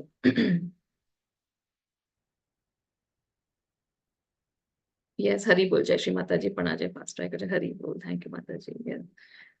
બધા શક્તિશાળીના પુરુષોમાં ઈ પરાક્રમ છે. પરાક્રમ એટલે શક્તિશાળી એટલે એ નહીં કે રાવણ શક્તિશાળી હતો, કંસ પણ શક્તિશાળી, તો એનો પરાક્રમ નહીં, પણ હનુમાનજી છે જે બધા ભગવાનની ભક્તિમાં જે પરાક્રમ દેખાડે છે. અર્જુનનું જે પરાક્રમ છે એ ભગવાન છે, શક્તિશાળીનું પરાક્રમ છે. પછી મજબૂત, ઉત્કટ અને ઈચ્છાથી રહિતના તાકાત, જે મેં અત્યારના કીધું કે દુર્યોધન પણ તાકાતવર હતો, પણ એની ઈચ્છા હતી, એની કોઈ બીજી ઈચ્છા હતી એટલે તાકાતવર હતો. પણ જે ઈચ્છાથી રહિત, જેમ અર્જુન છે, યુધિષ્ઠિર છે, ભીમ છે, તો એ બધા ધર્મના યુદ્ધ કરી દીધા. એટલે એનો જે તાકાત છે એ ભગવાન છે. અને અહીંયા જાતિ જીવન, તો અહીંયા લખ્યું છે ભગવાને કે જાતિ જીવન પણ હું છું, પણ ક્યારે ધાર્મિક સિદ્ધાંતોના વિરુદ્ધ નથી. એટલે આજકાલ આપણે બધા લગ્ન કરે છે, શેના માટે કરે છે? પોતાનું એન્જોયમેન્ટ માટે કરી રહ્યા છે. પણ અહીંયા ભગવાન કહી રહ્યા છે કે જે પોતા માટે નહીં, પણ હવે તમારે કૃષ્ણ ભાવનામૃતમાં સંતાન કરવું હોય તો તમે એવી રીતે લગ્નના જે ગ્રહસ્થ આશ્રમમાં તમે આવો. પણ એમ નહીં કે હવે બધા 5 years પ્લાન હોય છે કે લગ્ન 5 વર્ષ સુધી નહીં કરવાનું, પછી કરવાનું, પણ ત્યાં સુધી તમે લોકો એન્જોય કરો, તો એ કૃષ્ણ ભગવાન નથી. તો એ પણ એક સિન કહેવાય છે. એમાં પણ તમે કર્મના બંધનમાં આવો છો. જે બધા કોન્ટ્રાસેપ્ટિવ્સ વાપરે છે, એ બધું અલગ અલગ રોકવા માટે વાપરે છે. અબોર્શન છે, ડિવોર્સ છે, એક્સ્ટ્રા મેરિટલ અફેર, એ બધું એમાં એ કૃષ્ણ ભગવાન નથી. તો અહીંયા કહે છે જે ધર્મ સિદ્ધાંત જે કરે છે એ જાતીય જીવન એ ભગવાન શ્રી કૃષ્ણ છે. આગળ આજે અમે 16 ચેપ્ટર 16મા અધ્યાયમાં ડિટેલમાં અહીં આપેલું છે, પેલા જ શ્લોકમાં ભાવાર્થમાં. So why don't some people know about Lord Krishna? કેમ કેટલા લોકો ભગવાન કૃષ્ણ વિશે કેમ નથી જાણતા? તો આપણે આ આન્સર ઓલરેડી લઈ લીધો છે સ્ટાર્ટિંગ. તો હવે આપણે ડિટેલમાં જોઈએ. તો અહીંયા અનુવાદ આવે છે, પ્લીઝ હેન્ડ રેઝ કરજો કોને અનુવાદ લેવો છે. હરે કૃષ્ણ.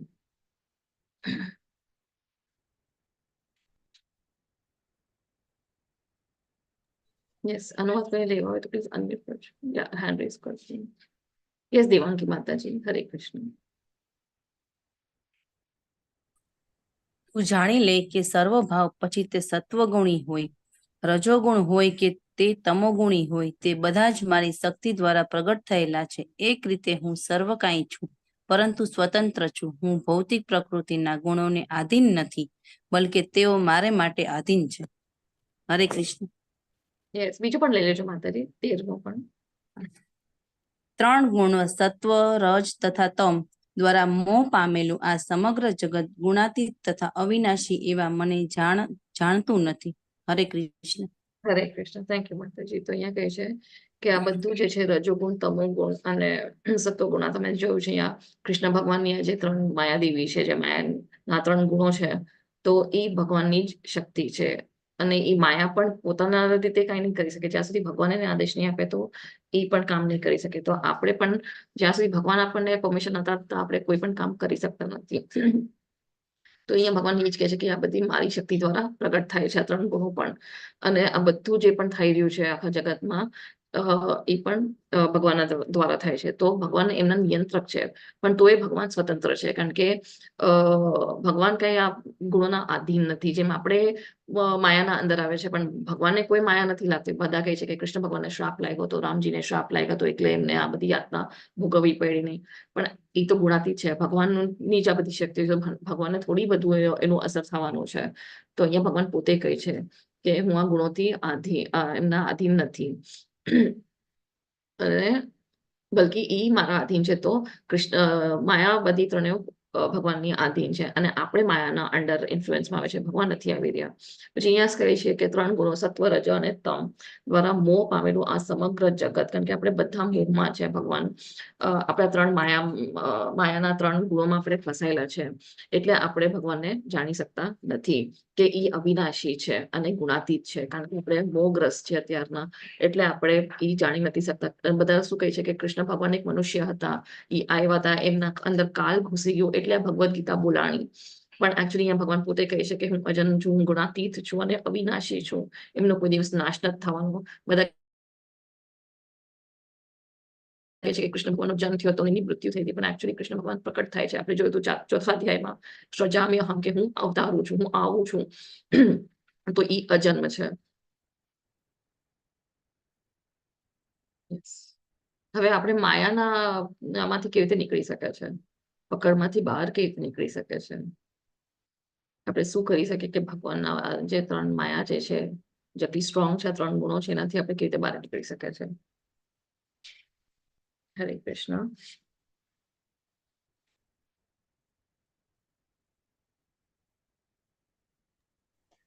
હરે કૃષ્ણ. હરે કૃષ્ણ માતાજી. કૃષ્ણ ભગવાનનો શરણાગત થઈ અને ભક્તિમય સેવાઓ દ્વારા માયામાંથી બહાર નીકળી શકાય છે. હરે બોલ. થેન્ક યુ માતાજી. યસ, તો આપણે જયારે ભગવાનના શરણે જાય છે, આપણે બધા કાર્યો આપણે ભગવાન સેન્ટરમાં રાખીને કરે છે, તો પણ આપણે તો અત્યારે આપણે ગુણાતીત થઈ શકે છે. આપણે પણ આ 3 ગુણોના ચક્કરમાંથી, આ માયાના પકડમાંથી આપણે બહાર નીકળી શકીએ છીએ.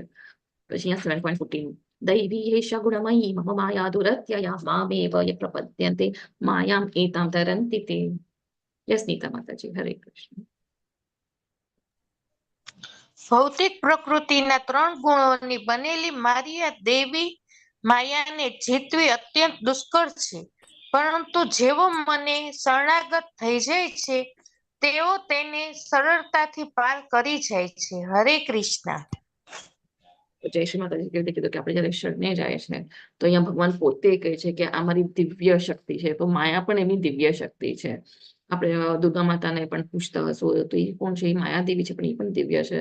તો એ કહે છે કે એને જીતવાનું, એટલે એ આ માયાના પકડથી બહાર નીકળવાનું બહુ બહુ મુશ્કેલ છે.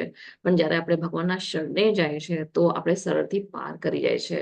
તો અહીંયા આપણને એક ફોટો દેખાય છે કે આપણે પણ આવી રીતે માયાના મહાસાગરમાં ફસાયેલા છે. તો એવી રીતે જેમાં ભક્ત છે, આ સાગરમાંથી કેવી રીતે બહાર નીકળશે? જયારે એ એકદમ હાથ ઊંચા કરીને હરે કૃષ્ણ કૃષ્ણ કૃષ્ણ હરે હરે, હરે રામ રામ રામ હરે હરે, જયારે ભગવાનને બોલાવે છે, તો ભગવાન તરત એમના ગરુડમાં આવીને એને બચાવી લે છે. એવા ઘણા એક્ઝામ્પલ છે. જેમ દ્રૌપદીનું જયારે વસ્ત્રહરણ ચીરહરણ થઈ રહ્યું હતું, તો ત્યારે શું કરી રહી હતી? એ બચાવી લીધી સાડીને, પણ ત્યારે પણ દુશાસન લાગી રહ્યો હતો. પણ પછી એને બધું હાથ ઊંચો કરી નાખ્યો અને ભગવાનને બોલાવતા હે ગોવિંદ હે ગોવિંદ. તો ત્યારે ભગવાન એને આવીને આખી સાડીનો સપ્લાય કરે છે. પછી હજી એક સ્ટોરી છે ગજેન્દ્ર મોક્ષની. ગજેન્દ્ર, એ પણ ભાગવતમની કથા છે. તો ગજેન્દ્ર મોક્ષ, તો ગજેન્દ્ર એક હાથી હતો અને એ પાણીમાં નદી ક્રોસ કરે છે, ત્યારે એક મગરમચ્છ હોય છે, એ એનો પગ પકડી લે છે. તો 1000 વર્ષ સુધી ગજેન્દ્ર મોક્ષ એકદમ ફાઇટ કરે છે, સ્ટ્રગલ કરે છે એનો પગ છોડાવવા માટે. 1000 વર્ષ સુધી એ મગરમચ્છ સાથે ફસાયેલો હોય છે. એના બીજા બધા જે હાથીના જેનો પરિવાર હતો, કોઈ આવતો નથી કે ના ના અમે પછી આમાં ફસાઈ જશું. તો આપણે અહીંયા આપણી જે ભૌતિક જગતમાં આપણે જે ફસાયેલા છે, એ આપણે જ બહાર નીકળવાનું છે. કોઈ આપણને હેલ્પ નહીં કરે. આપણે જયારે ગુરુના શરણે જાય છે, ત્યારે આપણને ભગવાનનો રસ્તો આપે છે. તો એવી રીતે ગજેન્દ્ર મોક્ષને પછી યાદ આવ્યું કે ઓ મેં 5 જન્મમાં ભક્તિ કરી હતી. તરત એક ફૂલ ઉપાડે છે નદીમાંથી કમલનું અને ભગવાનને અર્પણ કરે છે, અને તરત ભગવાન આવે છે એમના ગરુડમાં અને એને બચાવી લઈ જાય છે. તો આપણે પણ આવી રીતે ભૌતિક ચીજોને મહાસાગરમાં ફસાયેલા છે, સંકળાયેલા છે. પણ જયારે આપણે ભક્તિ કરે છે, તો ભગવાન ત્યારે આપણને મળી જાય છે, આપણને બચાવી લે છે આ 3 ગુણોમાંથી. પછી અહીંયા છે 7:15 15મો શ્લોક. નમામ દુષ્કૃતિનો મૂઢા પ્રપદ્યન્તે નરાધમા માયયાપહૃત જ્ઞાન આસુરમ ભાવમાશ્રિતાઃ. યસ નીતા માતાજી. હરે કૃષ્ણ. જે મનુષ્ય તદ્દન મૂર્ખ છે, જેઓ મનુષ્યમાં અધમ છે, જેમનું જ્ઞાન માયા વડે હરાઈ ગયું છે, અને જેઓ અસુરોની નાસ્તિક પ્રકૃતિ ધરાવનાર છે, એવા દુષ્ટ મારું શરણ ગ્રહણ કરતા નથી. હરે કૃષ્ણ. કૃષ્ણ. તો હવે અહીંયા ભગવાન કહે છે કે 4 પ્રકારના લોકો છે જે એમના શરણે આવતા નથી. તો અહીંયા ભગવાન કહે છે કોણ છે? તો મૂઢા એટલે કોણ હોય છે? જેને બસ એમ જ લાગે છે કે પેટ ભરવાનું એ જ આપણું કાર્ય છે, બીજું કાંઈ ભગવાન માટે ટાઈમ નથી, આ બધું ફાલતું છે. એ લોકોને ખાલી બસ 2 ટાઈમની રોટી મળી જાય, એ જ એમની લાઈફ છે.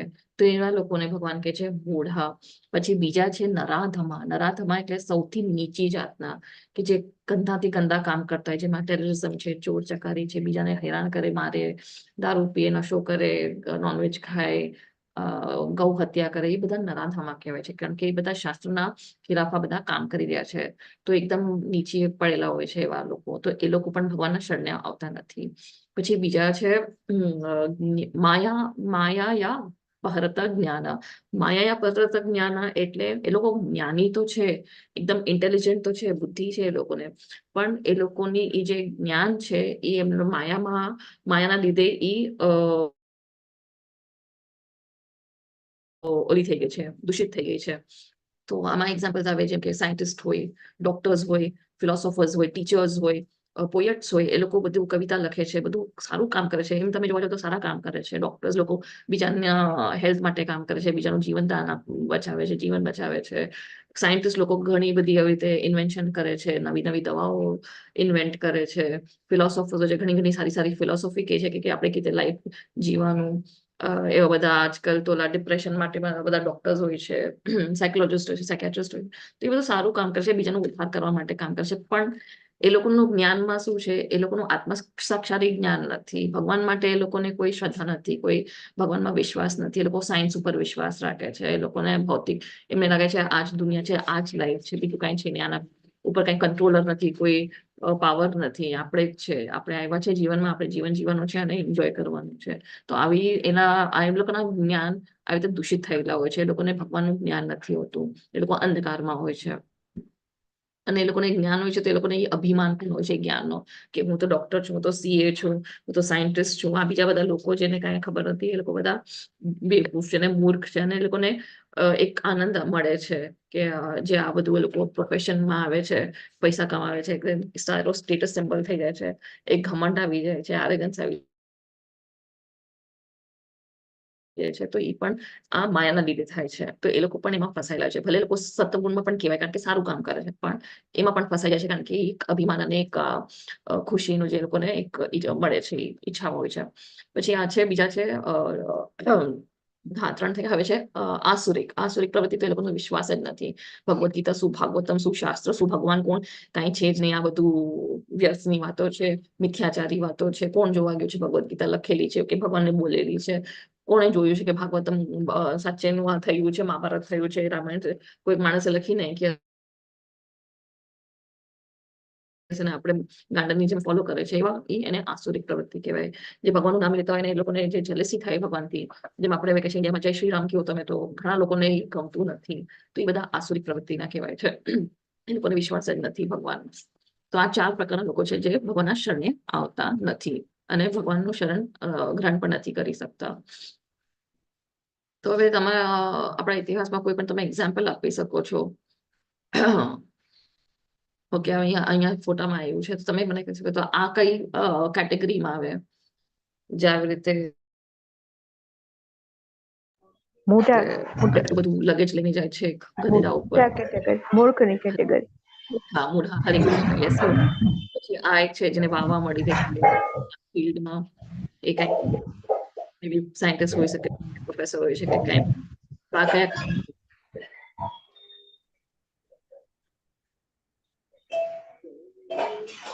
જ્ઞાન.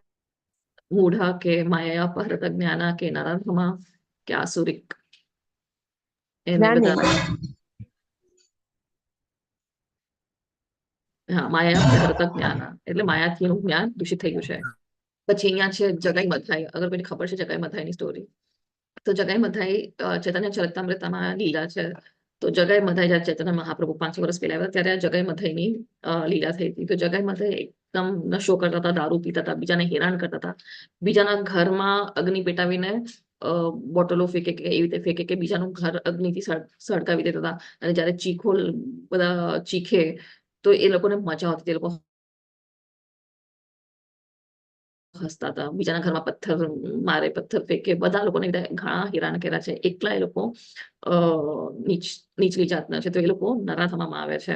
તો ત્યારે જયારે આ બધું જોઈ છે તો નિત્યાનંદ પ્રભુને એકદમ દયા આવે છે. નિત્યાનંદ પ્રભુ એને કહે છે જગાઈ મથાઈને કે તમે આવો, તમે ચૈતન્ય મહાપ્રભુના સંકીર્તનનો જે યજ્ઞ કરે છે, અમે જે સંકીર્તન કરે છે શેરીઓમાં જઈને, તમે એમાં જોડાઈ જાઓ. તો એ લોકો એકદમ નશામાં હોય છે. તો એ લોકો નિત્યાનંદ પ્રભુને એક ઈંટ પડી હોય છે એમના માથામાં ફેંકે છે. જેવી આ વાત હવે તોય નિત્યાનંદ પ્રભુ એમને ક્ષમા કરે છે કે ના ના, તમે તોય આવો, તમે તોય આવો. હવે નિત્યાનંદ પ્રભુ તેનો અવતાર છે, કેના અવતાર છે કોઈને યાદ છે? ત્રેતા યુગમાં અને દ્વાપર યુગમાં નિત્યાનંદ પ્રભુ કોણ અવતાર છે? ત્રેતા યુગમાં કોણ હતા અને દ્વાપર યુગમાં કોણ હતા?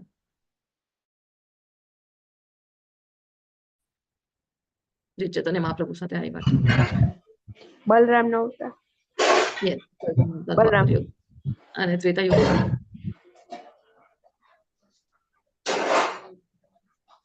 ત્રેતા યુગમાં રામ ભગવાન સાથે લક્ષ્મણ. યસ, હરી બોલ લક્ષ્મણ. તો હવે આપણને ખબર છે લક્ષ્મણજી અને બલરામજી એમનો ગુસ્સો કેવો હતો. કાંઈક થઈ જાય તો એમનો વધારે એકદમ ફટાકથી ગુસ્સો આવી જતો હતો. પણ નિત્યાનંદ પ્રભુ અહીંયા એકદમ કામ માઇન્ડ, એકદમ એવા સ્વરૂપ લઈને આવ્યા હતા, એવો ભાવ લઈને આવ્યા હતા, એકદમ ક્ષમા માયા દયા માયાનો ભાવ લઈને આવ્યા હતા. એકદમ કૃપાલુ હતા. તો એમને એ પણ વાંધો નહીં કે કોઈ કે એમના માથામાં પથ્થર ફેંક્યો તો એમને નારાજ ના થયા. તો પણ ત્યારે શું થયું, ચૈતન્ય મહાપ્રભુને ખબર રહ્યા. ચૈતન્ય મહાપ્રભુ એકદમ ગુસ્સામાં આવી ગયા. હવે ચૈતન્ય મહાપ્રભુ પણ છે સ્વયં કૃષ્ણ છે. કૃષ્ણ ભગવાનને ગુસ્સો આવી જાય, રામ ભગવાનને કોઈ દિવસ ગુસ્સો આવ્યો છે. તો આ નવાઈની વાત કે ચૈતન્ય મહાપ્રભુને ગુસ્સો કેમ આવ્યો, કારણ કે એમના ભક્ત ઉપર કોઈકે આવી રીતે અપરાધ કર્યો, એટલે ત્યારે ચૈતન્ય મહાપ્રભુને ગુસ્સો આવે છે અને તરત એમનો સુદર્શન નીકળે છે જગઈ મધાઈનો વધ કરવા માટે. પણ ત્યારે નિત્યાનંદ પ્રભુ એમના પગે પડીને રોકી લે છે કે આપણે તો છન્ના અવતારમાં આવ્યા છે, તમે કોઈ વિષ્ણુ તત્વમાં નથી આવ્યા જ્યાં તમે વધ કરી શકો છો. આપણે સંન્યાસીના રૂપમાં આવ્યા છે, આપણે આવા જીવોનો જ આપણે ઉદ્ધાર કરવા માટે આવ્યા છે. આ યુગમાં આપણે શસ્ત્ર નથી લેવાનું એ વિચારીને આપણે અહીંયા આવ્યા છે. તો તમે તમારું સુદર્શન ચક્ર પાછું બોલાવી લો ને આ લોકોને તમે ક્ષમા કરો ને આ લોકોનો ઉદ્ધાર કરો. કારણ કે આપણે જોઈએ છે ત્રેતા યુગમાં રામ ભગવાન આવે છે તો એ રાવણનો વધ કરે છે. કૃષ્ણ ભગવાન અહીંયા ઘણા અસુરોનો કંસનો ને બધાનો વધ કરે છે. બધા કૌરવોનો અંત થાય છે મહાભારતથી. પણ આ યુગમાં જયારે ચૈતન્ય મહાપ્રભુ આવે છે, છન્ન અવતારમાં આવે છે, સંન્યાસીનો રૂપમાં આવે છે. તો એ શેના માટે આવે છે કે આ લોકો આવા જે આપણા પતિથી જીવ છે આપણા જેવા, એનો ઉદ્ધાર કરવા માટે આવે. એ ત્યારે કોઈ શસ્ત્ર નથી એમને વાપરવાનું.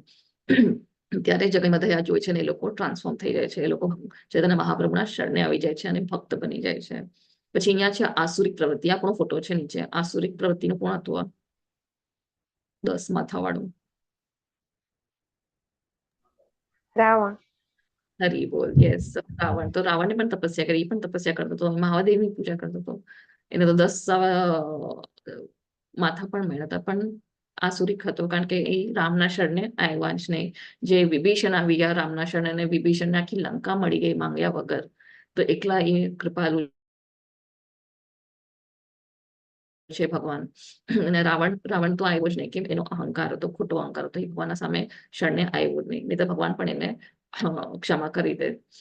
તો અહીંયા આ જે સ્ટોરીમાં છે જગઈ મધાઈની સ્ટોરીમાં જે છે તેને મહાપ્રભુ નિત્યાનંદ, તો ભગવાન કરતા એમના ભક્ત વધારે કૃપાલુ છે. અહીંયા પણ આ એક એસ્પેક્ટ આવે છે કે જ્યારે નિત્યાનંદ પ્રભુ સિફારિશ કરે છે કે તમે આ લોકોને ક્ષમા કરો, તો ત્યારે ભગવાન માની જાય છે.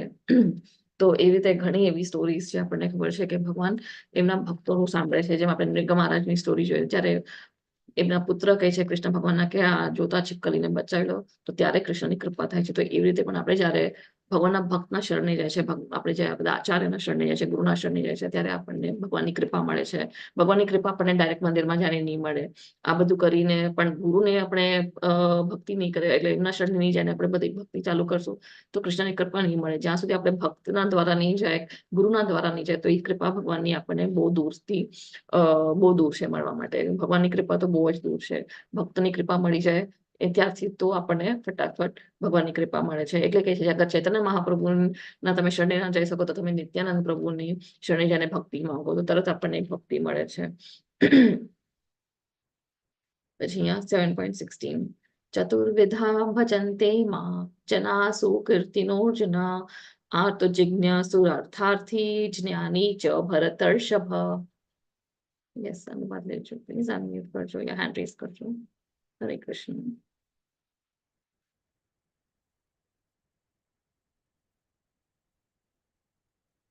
હરે કૃષ્ણ.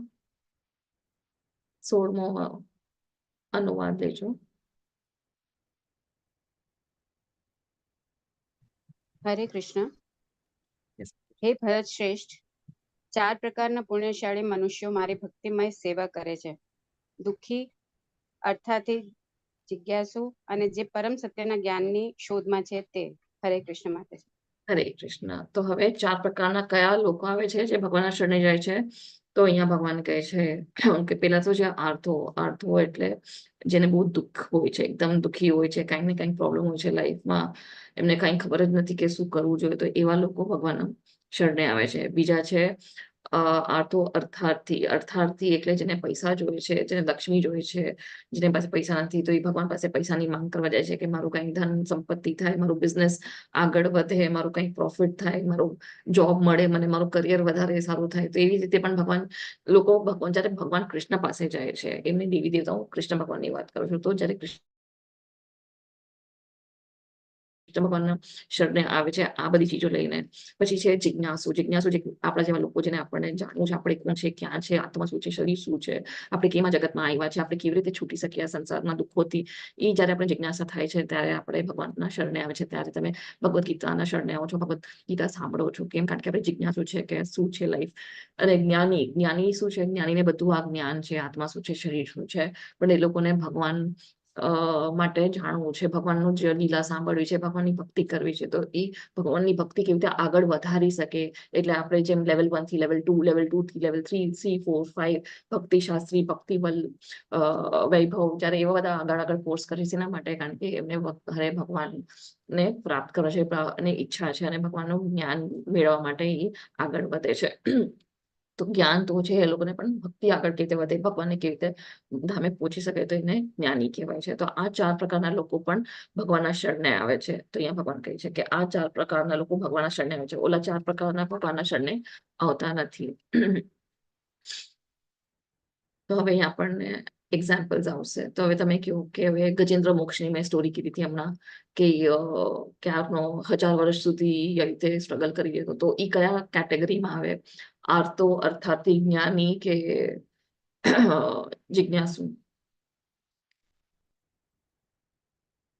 એ કઈ કન્ડિશનમાં હતો? આર્તો એટલે જયારે કોઈને દુઃખ હોય, અર્થાર્થી એટલે જેને પૈસા જોઈએ છે, જ્ઞાની એટલે જેને જ્ઞાન છે, અને જિજ્ઞાસુ છે આર્થો. યસ.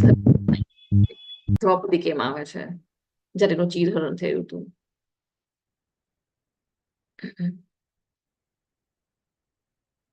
હરે કૃષ્ણ. ચેટ બોક્સમાં લખી શકો છો, અનમ્યુટ કરીને બોલી શકો છો. ઈસેના માટે કૃષ્ણ ભગવાનની મદદ માંગે છે, કઈ સિચ્યુએશનમાં છે? ઈ પણ આર્તોમાં આવે. અર્થો. યસ. હરી. હવે અહીંયા એક સ્ટોરી છે. આ છે વ્યાસદેવ ના જે પત્ની છે એ ગર્ભવતી હતા, અને એમનું જે સંતાન હતું એ બહાર જ નહોતું નીકળતા. 16 વર્ષ સુધી એ ગર્ભમાં હતા. 16 વર્ષ. આજે જેમને પણ સંતાન થઈ હશે, 9 મહિના પણ એમને કેટલા ડિફિકલ્ટ લાગે છે. તો આ 16 યર્સ, 16 વર્ષ સુધી એ બારે નહોતા નીકળતા. કેમ? કારણ કે એમને ખબર હતી બારે આવીશ તો હું માયામાં ફસાઈ જઈશ, એટલે બારે નીકળતા નહોતા. પછી વ્યાસદેવ જાય છે અને કૃષ્ણ ભગવાનને વિનંતી કરે છે કે તમે પ્લીઝ આને કહો કે બારે આવે. તો ત્યારે કૃષ્ણ ભગવાન એને કહે છે કે તું કેમ બારે નથી આવતો? તો એ કહે છે ના, હું બારે આવીશ તો હું માયામાં આવી જઈશ. તમે મને વચન આપો કે હું માયામાં નહીં આવીશ તો હું બારે નીકળીશ.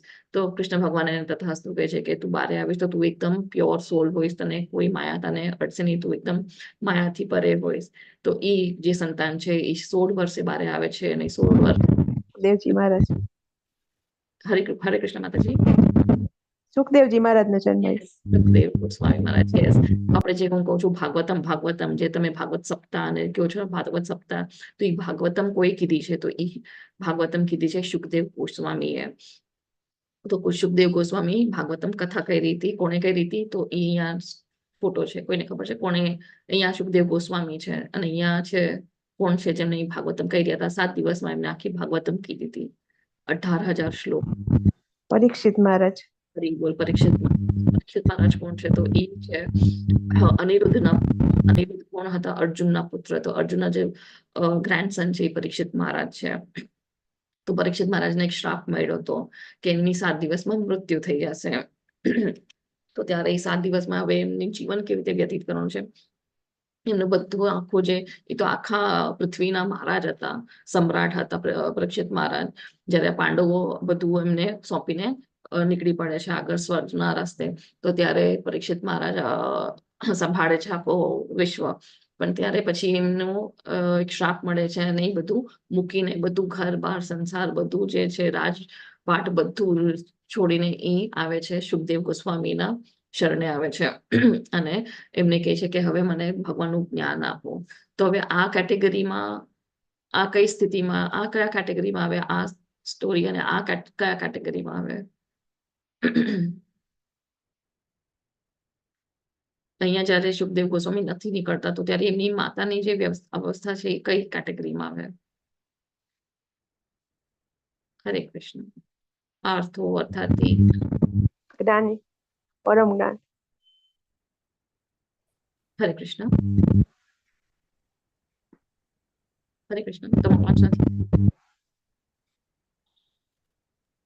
હરે કૃષ્ણ. જ્ઞાનીની જ્ઞાનની કેટેગરી. સુખદેવ ગોસ્વામી જ્ઞાનીના કેટેગરીમાં આવે, પણ જેમની માતા હતા ત્યાં એમની દશા હતી 16 વર્ષ સુધી, તો એ આર્થોમાં આવે, કારણ કે એમને 16 વર્ષ સુધી એમના પુત્ર નીકળતા હતા, તો એકદમ એટલે ત્યાર પછી ભગવાનને લઈ આવે છે. અને પરીક્ષિત મહારાજ કેમાં આવે, કઈ કેટેગરીમાં? એમને શું જાણવું હતું, તો એ જિજ્ઞાસુમાં આવે, કારણ કે એમને જાણવું હતું કે હવે એમના જે 7 દિવસ છે, મૃત્યુ કેવી રીતે, હવે મૃત્યુ માટે કેવી રીતે તૈયારી કરવી જોઈએ, મૃત્યુનું કેવી રીતે પામવું જોઈએ, તો એ જ્ઞાન લેવા માટે એ સુખદેવ ગોસ્વામીમાં આવે છે, પાસે આવે છે. પછી અહીંયા છે ધ્રુવ મહારાજની સ્ટોરી. તો ધ્રુવ મહારાજ કયા કેટેગરીમાં આવે? ધ્રુવ મહારાજને શું જોતું હતું એટલે એ ભગવાનની શોધમાં નીકળી પડ્યા હતા? કોને ખબર છે? ચેટ બોક્સમાં લખજો કયા કેટેગરીમાં. ચક્રવર્તી રાજ જોતું હતું. હરી અને બોલ. પેલા અર્થાર્થી ને પછી જિજ્ઞાસુ, પાછળથી ઇનિશિયલી અર્થાર્થી. અર્થાર્થી, હરી બોલ. યસ, તો એ અર્થાર્થી, કારણ કે એમને એમનું રાજ્ય જોતો હતો. તો એ આગળ આપણે ચેપ્ટર્સમાં સ્ટોરી આવશે ડિટેલમાં. પછી અહીંયા છે, અહીંયા કોણ છે આ પિક્ચરમાં, કોઈને ખ્યાલ છે?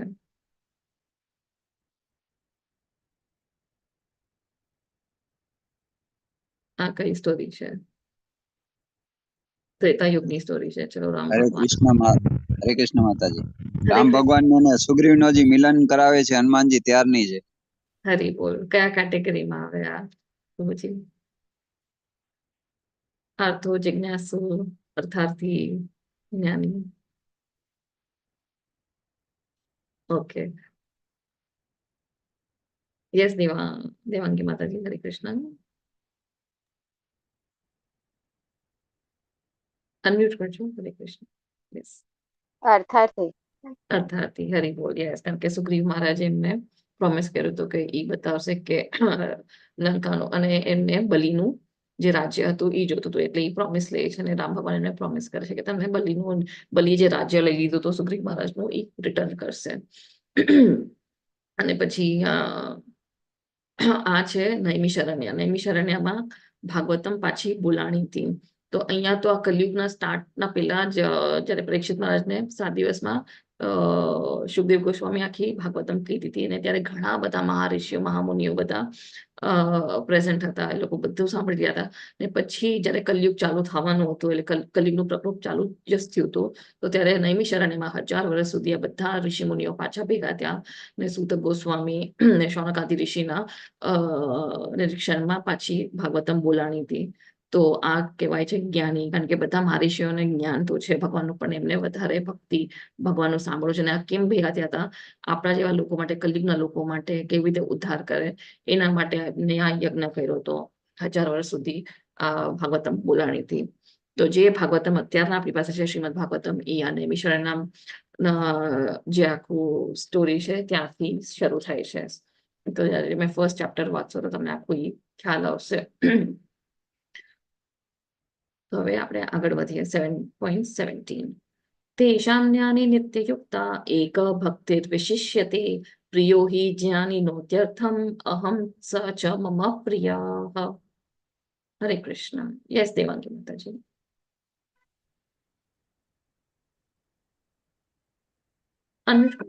યસ, હરે કૃષ્ણ.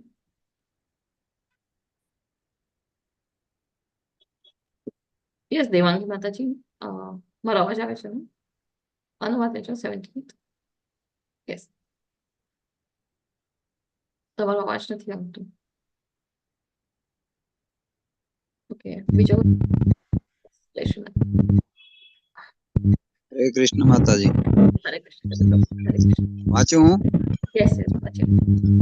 આમાંનો જે પૂર્ણ જ્ઞાની છે અને શુદ્ધ ભક્તિમાં તલ્લીન રહે છે તે સર્વશ્રેષ્ઠ છે, કારણ કે હું તેને અત્યંત પ્રિય છું અને તે મને પ્રિય છે. હરે કૃષ્ણ માતાજી. હરે કૃષ્ણ. થેન્ક યુ પ્રભુજી. તો અહીંયા કહે છે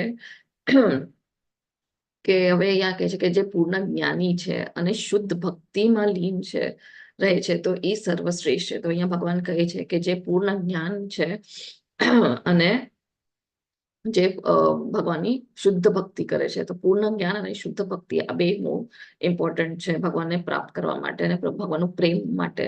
તો ભગવાન કોને પ્રેમ કરે છે, કોને સર્વશ્રેષ્ઠ માને છે? કે જે સંપૂર્ણ જ્ઞાનમાં છે. સંપૂર્ણ જ્ઞાન એટલે ભગવાનનું જ્ઞાન, ભક્તિનું જ્ઞાન અને શુદ્ધ ભક્તિ કરે છે. કોઈ મલિનતા નથી. જે શુદ્ધ ભક્તો હોય છે ભગવાનના, એ લોકોને મુક્તિ પણ નથી, કારણ કે મુક્તિ પણ એક ઈચ્છા હોય છે. તો શુદ્ધ ભક્તો હોય છે એ લોકોને ખાલી ભગવાનની ભક્તિ જ હોય છે. એ લોકો એ જ માંગે છે કે અમે તમારી ભક્તિ કેવી રીતે સારી કરી શકીએ અને તમારી સેવા કેવી રીતે સારી કરી શકીએ. એ શુદ્ધ ભક્તનો એકચ્યુઅલ સિમ્ટમ હોય છે કે જે આપણે કહે છે કે આપણને મુક્તિ જોઈએ છે, તો એ પણ એક ઈચ્છા છે. તો એ પણ ભક્તિ છે, પણ એ પણ એક ઈચ્છાવાળી ભક્તિ છે. તો અહીંયા કહે છે કે જે શુદ્ધ ભક્તિ શું છે? ખાલી ભગવાનની સેવા અને ભગવાનની ભક્તિ કરવાનું અને પૂર્ણ જ્ઞાન હોય છે. તો એ ભગવાન એમને કહે છે કે એ સર્વશ્રેષ્ઠ છે, કારણ કે એમને એ પ્રિય હોય છે અને ભગવાનને અને ભક્તોને પણ ભગવાન એના માટે પ્રિય હોય છે. પછી 7.19 બહુનામ જન્મ નામંતે જ્ઞાનાવાન મામ પ્રપદ્યતે વાસુદેવ સર્વમિતિ સમહાત્મા સુદુર્લભઃ. યસ જય શ્રી માતાજી. હરે કૃષ્ણ. હરે કૃષ્ણ. અનેક જન્મ જન્માંતરો પછી જે મનુષ્યને ખરેખર જ્ઞાન થાય છે તે મને સર્વ કારણોના કારણ જાણી મારે શરણે આવે છે, આવો મહાત્મા અતિ દુર્લભ હોય છે. હરે કૃષ્ણ. હરે કૃષ્ણ. તો હવે અહીંયા પોતે ભગવાન કહે છે કે બહુનામ જન્મ એટલે કરોડો ને કરોડો જન્મ લે છે અને પછી જયારે એને જ્ઞાન મળે છે તો એ મારા શરણે આવે છે. આપણે કેટલા કરોડો ને કરોડો જન્મ લીધા છે, ત્યાર પછી આપણે આ ભગવદ્ ગીતા મેળવી છે. આપણને ભગવદ્ ગીતા જાણવાનું એક ઓપોર્ચ્યુનિટી મળી છે. આપણે હમણાં જાણી રહ્યા છે, સાંભળી રહ્યા છે, વાંચી રહ્યા છે, કહી રહ્યા છે. તો એટલા બધા આપણે જન્મ લીધા છે, ત્યાર પછી આપણને આ ચાન્સ મળ્યો છે. તો અહીંયા ભગવાન કહે છે કે ઘણા ઘણા કરોડો જન્મ લઈને પછી જયારે ભગવાન ના શરણે આવે છે, આપણે બધું નોલેજ લઈને, તો ત્યારે અને જાણી લે છે કે ભગવાન જ સર્વ કારણના કારણ છે. તો આવું આત્મા બહુ રેર છે. તો અહીંયા પ્રભુપાદે પણ કેટલા જન્મો લીધા છે, કેટલા ઘણા જન્મો લીધા છે, ત્યાર પછી એમને આ ભગવાનનું પ્રચાર કર્યું, ભગવદ્ ગીતાની આ કોમેન્ટ્રી લખી. કારણ કે ભગવાને જ્યાં સુધી આપણે શરણાગત નહીં થાય, ભગવાને સમજી નહીં શકે. ભગવાનનું જ્ઞાન નહીં લઈએ, આપણે ભગવાનના શરણાગતિ નહીં આવી શકે. તો જયારે આપણે પૂર્ણ તરફ જ્ઞાનમાં આવશું ને શરણે આવશું, તો ત્યારે આપણે જાણી શકશું કે ભગવાન જ સર્વ કારણોના કારણ છે. એ એક વ્યક્તિ નથી. એ કૃષ્ણ ભગવાન કઈક માણસ નતા જે આવ્યા, એમના અંદર કાલ આવી ગયો, ભગવદ્ ગીતા બોલાડીને નહીં ભયા ગયા એમની લીલા. ભગવાન બધા કારણોના કારણ. આપણે ક્યાંથી આવે છે, આ જગત ક્યાંથી આવે છે, ભૌતિક જગત ક્યાંથી આવે છે, એ પણ આપણે બધું જાણ્યું એ કૃષ્ણ ભગવાન માંથી. જયારે તમે ભાગવતમ વાંચશો, આગળ સેકન્ડ લેવલમાં આવશો, ત્યારે બધું આખું ચાર્ટ દેખાડશે કે કૃષ્ણ ભગવાન માંથી સંકર્ષણ આવે છે, સંકર્ષણ માંથી 4 પુરુષ આવે છે, પછી 3 પુરુષ છે, જે કર્બોદક્ષાય વિષ્ણુ, શિરોદક્ષાય વિષ્ણુ, કારણોદક્ષાય વિષ્ણુ બધા આવે છે. ને પછી બધા બ્રહ્મા શિવ બધું આવે છે. તો એ કેવી રીતે આવે છે, આખું આપણને લેવલ 2 અને ભાગવતમાં સમજાવવામાં આવે છે. તો બધા કારણોના કારણ, બધું સોર્સ કોણ છે? તો એ કૃષ્ણ ભગવાન ગોલોક વૃંદાવનમાં છે, જે એમનું સ્વરૂપ કયું છે. તો એ આવી રીતે શ્યામ સુંદર મુરલી મનોહર સ્વરૂપ છે, જે આપણે રાઈટ હેન્ડ સાઈડમાં પિક્ચર જોઈએ છે. તો એટલું એમનું આ ધામ છે, આવું એકદમ પ્યોર ને ચોખ્ખું. તો આપણે ધામમાં ક્યારે પહોંચી શકીશું? જયારે આપણે ફૂલ નોલેજમાં આવશું, ફૂલ શુદ્ધ ભક્તિ કરશું અને એમના શરણે આવશું. હવે 7.24 અવ્યક્તમ વ્યક્તિમાપન્નમ મન્યન્તે મામ અબુદ્ધયઃ પરમ ભાવમ જાનંતો મમાવ્યયમનુત્તમમ. હરે કૃષ્ણ. યસ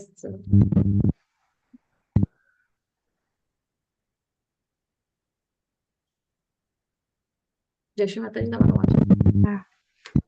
હરે કૃષ્ણ.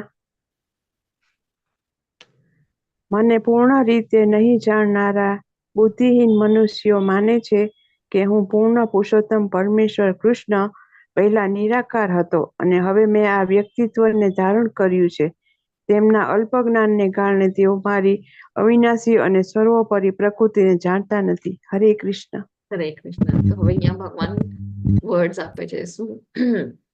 બુદ્ધિહીન મનુષ્ય એમને ભગવાનને જાણી નથી શકતા કે પૂર્ણ પુરુષોત્તમ પરમેશ્વર કૃષ્ણ એમને લાગે છે કે પેલા એ નિરાકાર હતા અને પછી એ વ્યક્તિત્વનું ધારણ કરે છે. જેમ મેં પેલા પણ કીધું કે આજકાલ ઘણા એવી ફિલોસોફી જેવા લોકો છે, ભગવદ્ ગીતા લખે છે, સંપ્રદાયો છે જે ભગવત માને છે કે ભગવાન નિરાકાર હતા. એ પછી કૃષ્ણનું અવતાર લઈને આવે છે, મનુષ્યનો અવતાર લઈને આવે છે, લીલા કરે છે અને પાછો એ નષ્ટ થઈ જાય છે, લીલા સંપન્ન થાય છે. તો અહીંયા ભગવાન 24 શ્લોકમાં 7મા અધ્યાયમાં પોતે કહે છે કે એવા મનુષ્ય બુદ્ધિહીન છે.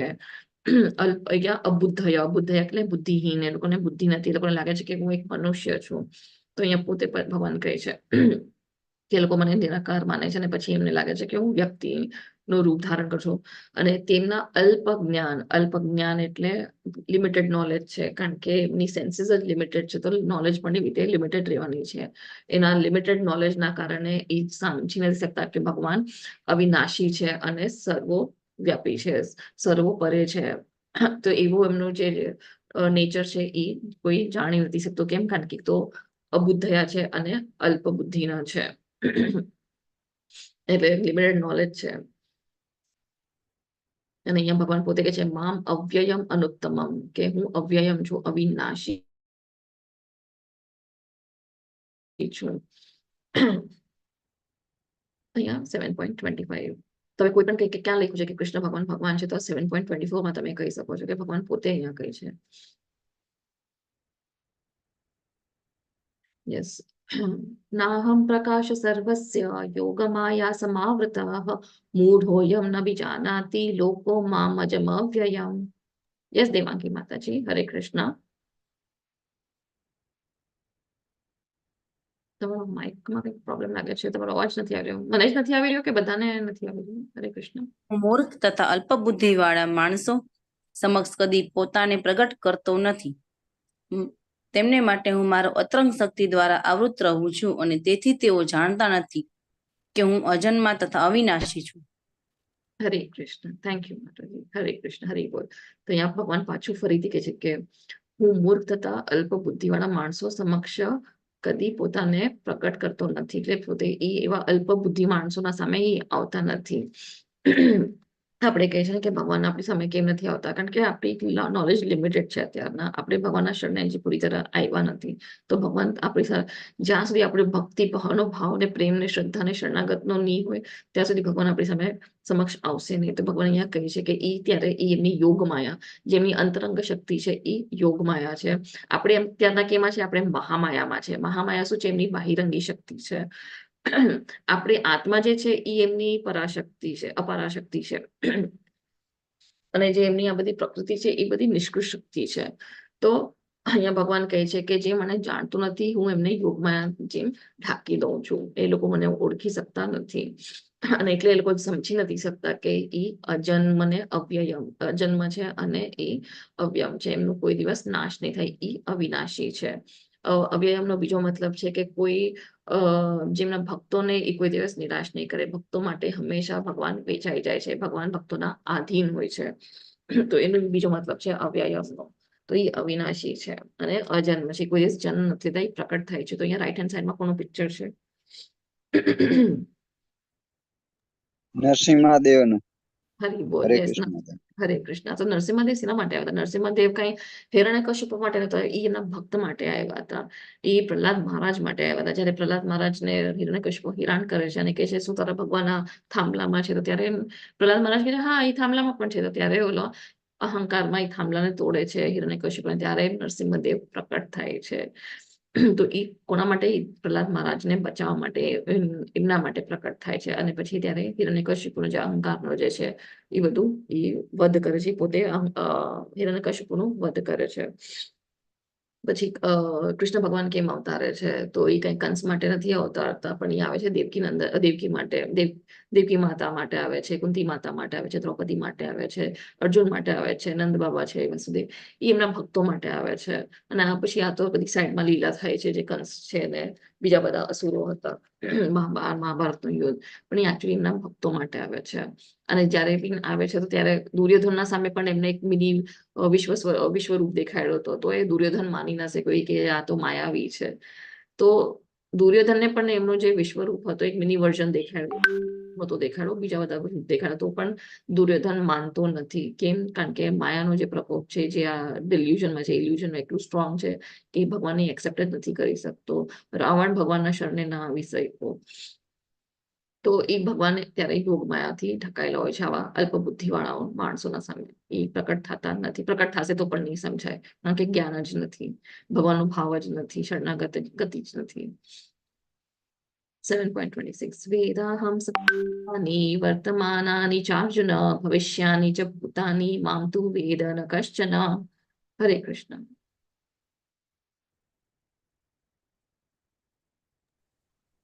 Yes, 26મું. હરે કૃષ્ણ. હરે હે કૃષ્ણ. ભગવાન, પૂર્ણ પુરુષોત્તમ પરમેશ્વર તરીકે હું જે કંઈ ભૂતકાળમાં થયેલું, જે વર્તમાનમાં થઈ રહ્યું છે અને જે હવે થવાનું છે તે બધું જ જાણું છું. હું સર્વ જીવોને જાણું છું, પરંતુ મને કોઈ જાણતું નથી. હરે કૃષ્ણ. હરે કૃષ્ણ. ભગવાન પોતે કહે છે કે હું બધાનો ભૂતકાળ, ભવિષ્યકાળ અને વર્તમાન જે બધું થઈ રહ્યું છે હું બધું જાણું છું, બધાને જાણું છું, પણ બધા મને જાણી શકતા નથી. કેવી રીતે જાણે છે? તો એ આપણા કણકણમાં, જેમ મેં કીધું, સોરી, હરે કૃષ્ણ, એ પરમાત્માની જેમ આપણા હૃદયમાં વસે છે. તો એ આપણો જાણે છે કે આપણે પાછલા જન્મમાં શું હતા, જેટલાય કરોડો જન્મ લીધા છે એમાં આપણે શું કર્યું છે, શું કર્મો હતા, બધું જાણે છે. આ હમણાં પણ આપણી ભક્તિ કેવી સિન્સિયરલી કરે છે કે નથી કરતા એ પણ ભગવાન જાણે છે. આવનાર જીવન આપણું કેવું એ પણ ભગવાન બધું જાણે છે, પણ ભગવાનને આપણે જાણી શકતા નથી, કારણ કે આપણું એવું લિમિટેડ નોલેજ છે અને આપણી ભગવાનની હજી શરણાગત શ્રદ્ધા એટલી ફર્મ નથી કે આપણે ભગવાનને પૂર્ણ તરફ આપણે જાણી શકીએ છીએ. પણ જેટલું આપણે ભગવદ્ ગીતા વાંચીએ છીએ, ભાગવતમ વાંચીએ છીએ, કથા સાંભળીએ છીએ, કીર્તન કરીએ છીએ, તો એ આપણને ભગવાન અંદરથી નોલેજ આપે છે, બુદ્ધિ આપે છે કે આપણે કેવી રીતે આગળ વધવાનું છે. તમારા પણ હવે તમે જેટલું ભગવદ્ ગીતા વાંચતા હશો, તમે પેલા પણ વાંચી છે, તો હવે તમને ખબર છે કે ક્યાંક તમારા લાઈફમાં ક્યાંક તમને રસ્તો મળી જાય છે. બેબી તમને ક્યાંક પ્રશ્ન હોય છે, એના જવાબ ઓટોમેટિક સામે આવી જાય છે. તો જેવી તમારી ભક્તિ આગળ વધે છે, તમે સામેથી તમને એવા બધા આન્સર્સ આવી જાય છે. કેમ? તો એ કોણ છે? તો એ ભગવાનની એનર્જી છે, એ ભગવાન જ છે જે આપણને એ રસ્તો દેખાડે છે. પણ આપણે ભગવાનને ત્યારે તો એ ઓળખી નહીં શકે, જાણી નહીં શકે. પણ જેટલું આપણે કથન વાંચશું, કરશું, જેમ કે છે તચ્છૃણું, સાંભળવાનું છે, કથા કરવાની છે, બોલવાની છે, યાદ કરવાના છે, ભગવાનનું ભક્તિ કરવાની છે, પૂજા કરવાની છે, મંગલ આરતી કરો, જાપમાળા કરે, એકાદશીનો વ્રત રાખે છે, પ્રસાદ ભોગ ધરાવે છે, પ્રસાદ ખાય છે, તેનાથી આપણું જેટલું પ્યોરિફિકેશન થાય છે એટલું ભગવાન આપણે ભગવાનના નજીક જતા રહેશું.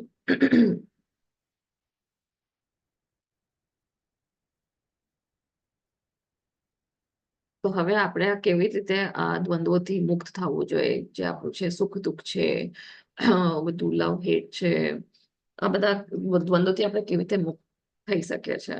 શું લાગે છે, શું કરવું જોઈએ તેનાથી આપણે બધા મુક્ત થઈ શકે છે?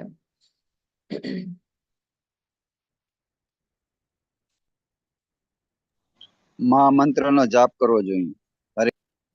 હરે કૃષ્ણ. યસ, તો જયારે આપણે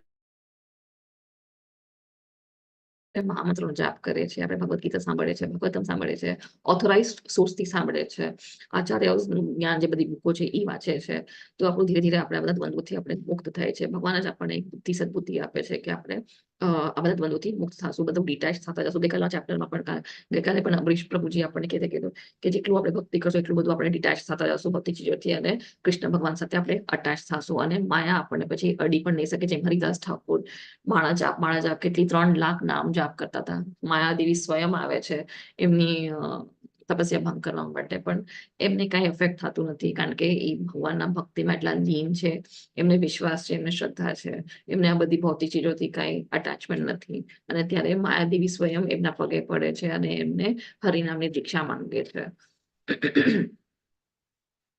તો હવે કેવી રીતે આપણે કરી શકીએ? તો 7.28માં ભગવાન કહે છે, યેષાં ત્વંતગતં પાપં જનાનાં પુણ્ય કર્મણાં તે દ્વંદ્વ મોહ નિર્મુક્તા ભજન્તે મામ દૃઢવ્રતાઃ. હરે કૃષ્ણ. લાસ્ટ છેલ્લો છે આ શ્લોક, પ્લીઝ અનુવાદ લેજો. હરે કૃષ્ણ માતાજી. હરે જે મનુષ્યોએ પૂર્વજન્મમાં તથા આ જન્મમાં પુણ્ય કર્મો કર્યા છે અને જેના પાપ કર્મો સમૂળ નષ્ટ થયા છે, તેઓ મોહના દ્વંદ્વોમાંથી મુક્ત થઈ જાય છે અને મારી સેવામાં દ્રઢ નિશ્ચયપૂર્વક પરોવાઈ જાય છે. હરે કૃષ્ણ. હરે કૃષ્ણ. તો અહીંયા ભગવાન કહે છે કે અંતગતમ પાપમ, કે જેટલા પણ જન્મોના, પેલા જન્મોના કેટલાય પણ જન્મોના જે બધા પાપ કર્મ છે એ જ્યારે એનાથી મુક્ત થાય છે કમ્પ્લીટલી, જે પુણ્ય કર્મ પાછલા જન્મના આ જન્મના બધા પુણ્ય કર્મ ભેગા કરે છે, તો ત્યારે આ બધા દ્વંદ્વોથી એ મુક્ત થાય છે. અને જ્યારે એ બધું એ મારા માટે ક્રિયા કરે છે, જે ભગવાનના શરણે આવે છે ને એકદમ ડિટર્મિનેશન થી આવે છે, એકદમ નિશ્ચયપૂર્વક આવે છે, એમ નહીં કે ચલો આજે મેં માળા કરી કંટાળી ગઈ, છોડે આમાં તો બોરિંગ છે, મને નથી લાગતું ને છોડી દઉં છું, એમ નહીં. ફર્મ ડિટર્મિનેશન હોવું જોઈએ, એકદમ કન્વિક્શન હોવું જોઈએ, ભગવાનના શ્રદ્ધા હોવી જોઈએ કે ચલો આ મારા માટે છે. સ્ટાર્ટિંગમાં મેં ગઈકાલે કીધું જોન્ડિસ કેવું હોય છે, જ્યારે તમે ગલ્લો પણ તમે લ્યો છો, જે શુગર કેન પણ હોય છે, આપણે ચાવે છે પણ રસનો આપણને ટેસ્ટ નથી આવતો, કારણ કે જોન્ડિસમાં આપણને ટેસ્ટ ના આવે. પણ જેવું આપણને અસર થાય છે, મેડિસિનની અસર થાય છે, ત્યારે આપણને પછી સ્વાદ આવે છે.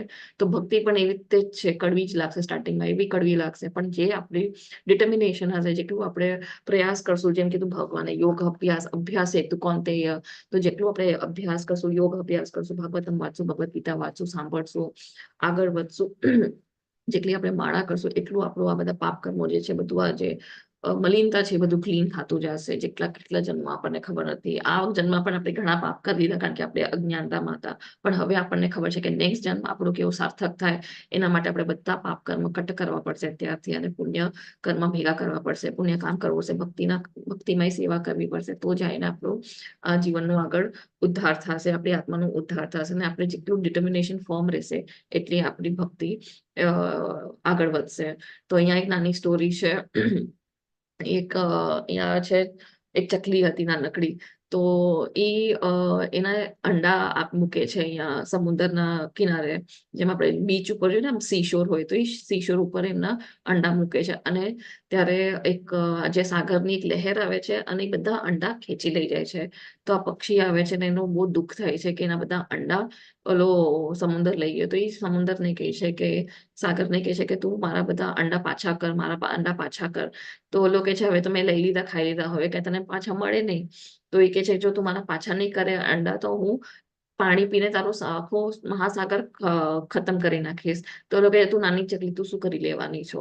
તો ચકલીનું એ ડિટર્મિનેશન હતું, એ એક પાણીનું બૂંદ લઈને બહાર નાખ્યા હતી, લેતી હતી, બહાર નાખ્યા હતી, જાતી બહાર, કારણ કે એનું આખું ફોર્મ ડિટર્મિનેશન કરીને પાછા એના અંડા પાછા જોતા હતા.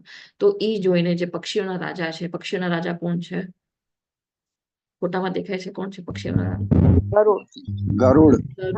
ગરુડ મહારાજ જોઈ છે કે આ મારી જ પ્રજાની નાની પક્ષી છે, નાની ચકલી છે, એટલું મહેનત કરીએ છે, તો એ નીચે જાય છે અને કહે છે કે તું કેમ આટલી મહેનત કરે, શું થયું? તો કહે છે આમાં સાગરે મારા અંડા લઈ લીધા, હવે નહીં લે તો હું આ બધું પાણી પી જઈશ, તો મારા એ અંડા પાછા મને મળશે, નહીં તો એ મને આપવાનું નથી. તો ત્યારે ગરુડ મહારાજ ઓલા સાગરને કહે છે કે જો તું આ ચકલીનો પાછા અંડા નહીં આપતો, હું આખો મહાસાગર તારો પી જાય. તો ત્યાર પછી એને અંડા આપે છે. તો જેટલી આપણી શ્રદ્ધા સ્ટ્રોંગ હશે, જેટલું આપણું ડિટર્મિનેશન સ્ટ્રોંગ હશે, જેટલું આપણું ફેથ સ્ટ્રોંગ હશે, ભગવાન આપણને ભક્તિ આગળ આપે છે અને ભગવાન આપણને મળે છે. તો અહીંયા એના માટે કહે છે ભગવાન કે તમારા બધા પાપ કર્મો દૂર થઈ હશે, બધા પુણ્ય કર્મ જ્યારે તમે ભેગા થઈ હશે, ત્યારે બધા દ્વંદ્વોથી તમે મુક્ત થશો અને તમે મારી સેવામાં એકદમ દ્રઢ નિશ્ચયથી આવી શકશો. અચ્છા, જે એક શ્લોક છે, સોરી. તો અહીંયા 30મો શ્લોક છે. સાધિભૂતાદિ દૈવમ મામ સાધિ યજ્ઞામ ચ યે વિદુઃ પ્રયાણ કાલે પિચ મામ તે વિદુર્યુક્ત ચેતસાહ. હરે કૃષ્ણ. યસ, અનુવાદ કરી દેજો પ્લીઝ માતાજી. હરે કૃષ્ણ માતાજી. હરે કૃષ્ણ પ્રભુજી. જે મનુષ્યો મને પરમેશ્વરને મારી પૂર્ણ ચેતનામાં રહીને મને જગતનો દેવોનો તથા યજ્ઞની સર્વ પદ્ધતિઓનો નિયામક જાણે છે, તેઓ પોતાના મૃત્યુ સમયે પણ મને ભગવાન તરીકે જાણી તથા સમજી શકે છે. હરે કૃષ્ણ માતાજી. હરે કૃષ્ણ. થેન્ક યુ પ્રભુજી. તો અહીંયા પણ ભગવાન પાછું ફરીથી એક રિમાઇન્ડર આપે છે, જે આપણે 5.29 કે ભોક્તારામ યદ તપસામ સર્વ લોકો મહેશ્વર. અહીંયા પાછું ભગવાન એ કહે છે કે જે જાણી લે છે પૂર્ણતર એમના ભાવનામાં, જ્યારે પૂર્ણતર આપણે કૃષ્ણ ભાવના અમૃતમાં હોય છે અને ત્યારે આપણે જાણી લે છે કે પરમેશ્વર ભગવાન શ્રી કૃષ્ણ જ આ બધું જે ભૌતિક જગત જે છે, બધા દેવી દેવતાઓ છે, બધા 14 ગ્રહો છે, બધું જ એ એમના સ્તોત્ર છે, બધું એમનાથી જ ઓરિજિન થાય છે અને બધાના સ્વામી શ્રી કૃષ્ણ ભગવાન છે. અને અને જ્યારે આપણે એ મરતા ટાઈમે પણ આપણે ત્યારે આપણે ભગવાનને જાણી શકે છે. મરતા દમ સુધી આપણે જાણી શકીએ છીએ જ્યારે આપણને આ બધી ખબર હોય છે. પણ એ અભ્યાસ કરતા રહીશું તો આપણે અંત ટાઈમે ભગવાનને જાણી શકશું અને ભગવાનનું નામ લઈ શકશું. તો અહીંયા એ છે જે મેં કીધું કે કેટલાક બધા ભક્તની એવી સ્ટોરીઝ આવી છે કે ભક્તિ કરી રહ્યા હતા અને એન્ડમાં એમને વિષ્ણુ દૂત દેખાય છે, પ્રભુપાદ દેખાય છે. કેમ? કારણ કે ફૂલ ટાઈમ એ લોકોએ ભગવાનની ભક્તિ કરી છે અને એમને એ શ્રદ્ધા હતી કે બધું આ જે ભૌતિક જગત છે, આ બધું જે ચીજ છે એ ભગવાન આધારિત છે. તો અહીંયા પણ આપણે પણ આવી રીતે મહાસાગરમાં ફસાયેલા છે ને આપણી પાસે પ્રભુપાદે આખી આ ઇસ્કોનની આપણને ભગવદ્ ગીતા આપેલી છે. તો આપણે પણ આ ચેન્ટિંગ કરીએ, ભક્તિ કરીએ, ભગવદ્ ગીતા સાંભળીએ, ભાગવતમ સાંભળીએ, ક્લાસ અટેન્ડ કરીએ, 16 માળા કરીએ, તો આપણને પણ આવી રીતે ભગવાન ગરુડમાં આવીને આપણને આ ભૌતિક સંસારમાંથી, આ ભૌતિક ભૌતિક પ્રકૃતિના 3 ગુણોથી આપણને બચાવી લેશે અને આપણને મુક્તિ આપશે. તો અહીંયા આપણો આ અધ્યાય એન્ડ થાય છે. કોઈને કઈ ક્વેશ્ચન્સ હોય તો પ્લીઝ હેન્ડ રેઝ કરજો. વાંછકલ્પતરુભ્યશ્ચ કૃપા સિંધુભ્ય એવ ચ પતિતાનાં પાવનેભ્યો વૈષ્ણવેભ્યો નમો નમઃ. અનંત કોટી વૈષ્ણવ વૃંદ કી જય, શ્રી પ્રભુપાદ કી જય. જય શ્રી કૃષ્ણ ચૈતન્ય પ્રભુ નિત્યાનંદ, શ્રી અદ્વૈતા ગદાધર, શ્રીવાસાદિ ગૌર ભક્ત વૃંદ. હરે કૃષ્ણ કૃષ્ણ કૃષ્ણ હરે હરે, હરે રામ રામ રામ હરે હરે. હરે કૃષ્ણ સર્વને. થેન્ક યુ ફોર જોઈનિંગ અને સાંભળવા માટે એકદમ પેશન્ટલી. કાંઈ ડાઉટ્સ હોય તો પ્લીઝ હેન્ડ રેઝ કરજો યા અનમ્યુટ કરીને પૂછી શકો છો. હરે કૃષ્ણ. જસ્ટ